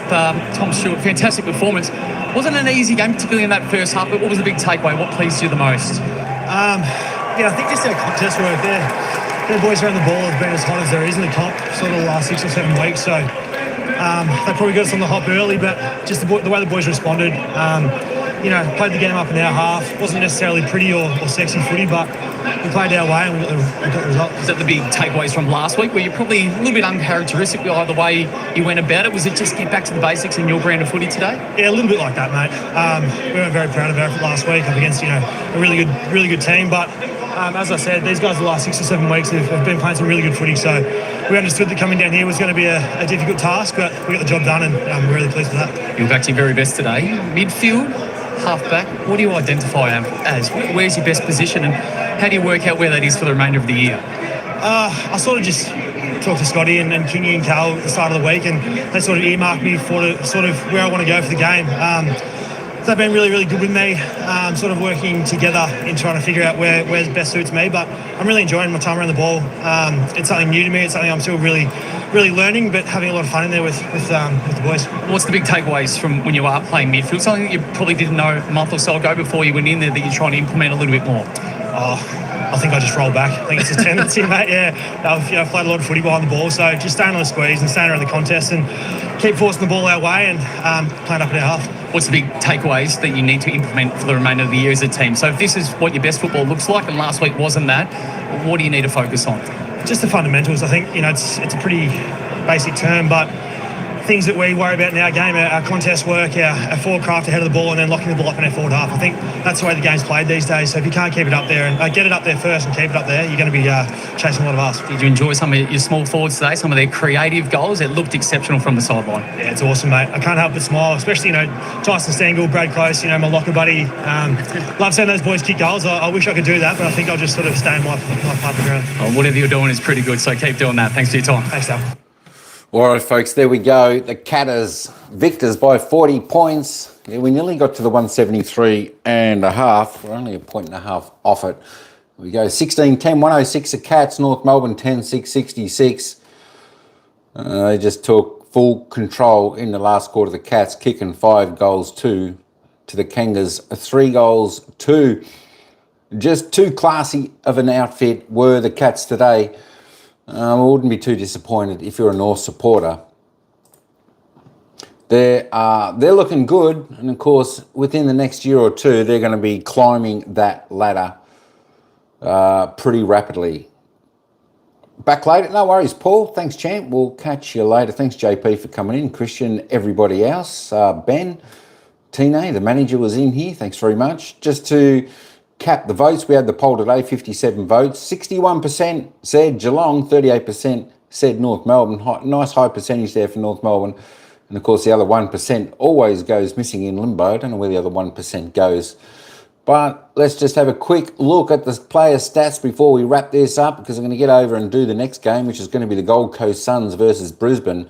Harry Sneasel had a great game there. Tell you what, he's the master player there for the Kangaroos. 36 touches, leading disposal getter on the ground. 13 kicks, 23 handballs. 3 marks, 5 tackles, 9 clearances. He had a great game with Tom Powell on 33. Tom Stewart, he had a fantastic game for the Catters with 32. Ukanaki, he's pretty good too, 31. Let's just roll down a few. Wardlaw, not too bad, 22. Myers, 21. Humphreys, 21. Jeremy Cameron got into the game pretty good in that second half. He ended up with 19 touches, 15 kicks, 4 handballs. He kicked 2 goals too, so he did a good job in the end there when the Cats had it on their terms. We're just running down a little bit. The player stats. There we go. There are the player stats if you want. And just a reminder, Gary Rowan was subbed out of the game due to a head clash, suspected concussion. So we'll see whether he comes up for next week's game. If he does get ruled out with concussion, I think they miss a week. There we go. All right, just a quick look at some of the team stats. Pretty even in disposals, only 50 the difference. Kicks, not much in that. Handballs, of course, the Kangaroos on top there. Inside 50s, 49 to 58. Pretty close in that sector, both above their season's average. Disposal efficiency was pretty good for both teams. Inside 50s, the Cats above their average. They did well. Just a little bit below for the Kangaroos. Just found it hard at times to hit their target up forward. Missing a few goals as well, which would have kept the margin a little bit tighter. As I said, the class of the Cats well and truly showed in that second half today. Hit-outs, North won that. The clearances, pretty even. Centre clearances, 13 each of 2 stoppages.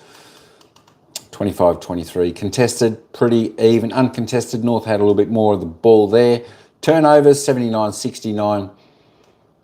Pretty similar there. Just a few more turnovers for the Kangaroos on their season average. And, of course, the last 10 minutes of the game, 30% in possession for the Kangas, 35% for the Cats.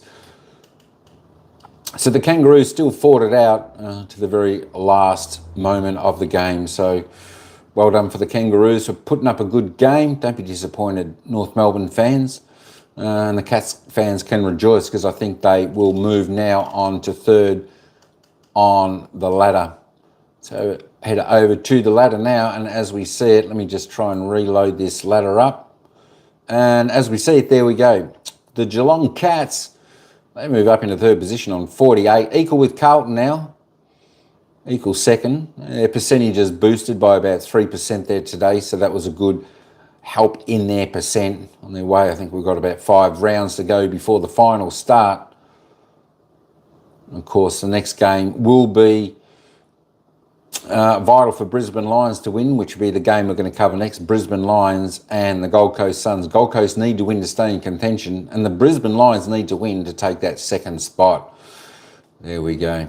So that is the final score of this game, North Melbourne v the Geelong Cats. It was the Cats 16-10-106 defeating a gallant North Melbourne 10-6-66. All right, folks, that is about all we've got for this game. I'm going to head over now to cover the next game. If you want to follow the next game, I'll set that up now, and we should be live in around about 5 minutes' time. That will be the Gold Coast Sun versus the Brisbane Lions. It's a Gold Coast Suns home game, so they're going to be very, very hard to beat. So it should be another cracking game here on game day on Saturday here. Should be fantastic. That game to be played up in Brisbane, Queensland, of course. All right, folks, thanks all for coming in. That's me for this one. We'll see you on the next one very, very shortly. Ciao for now. We'll see you at the next game.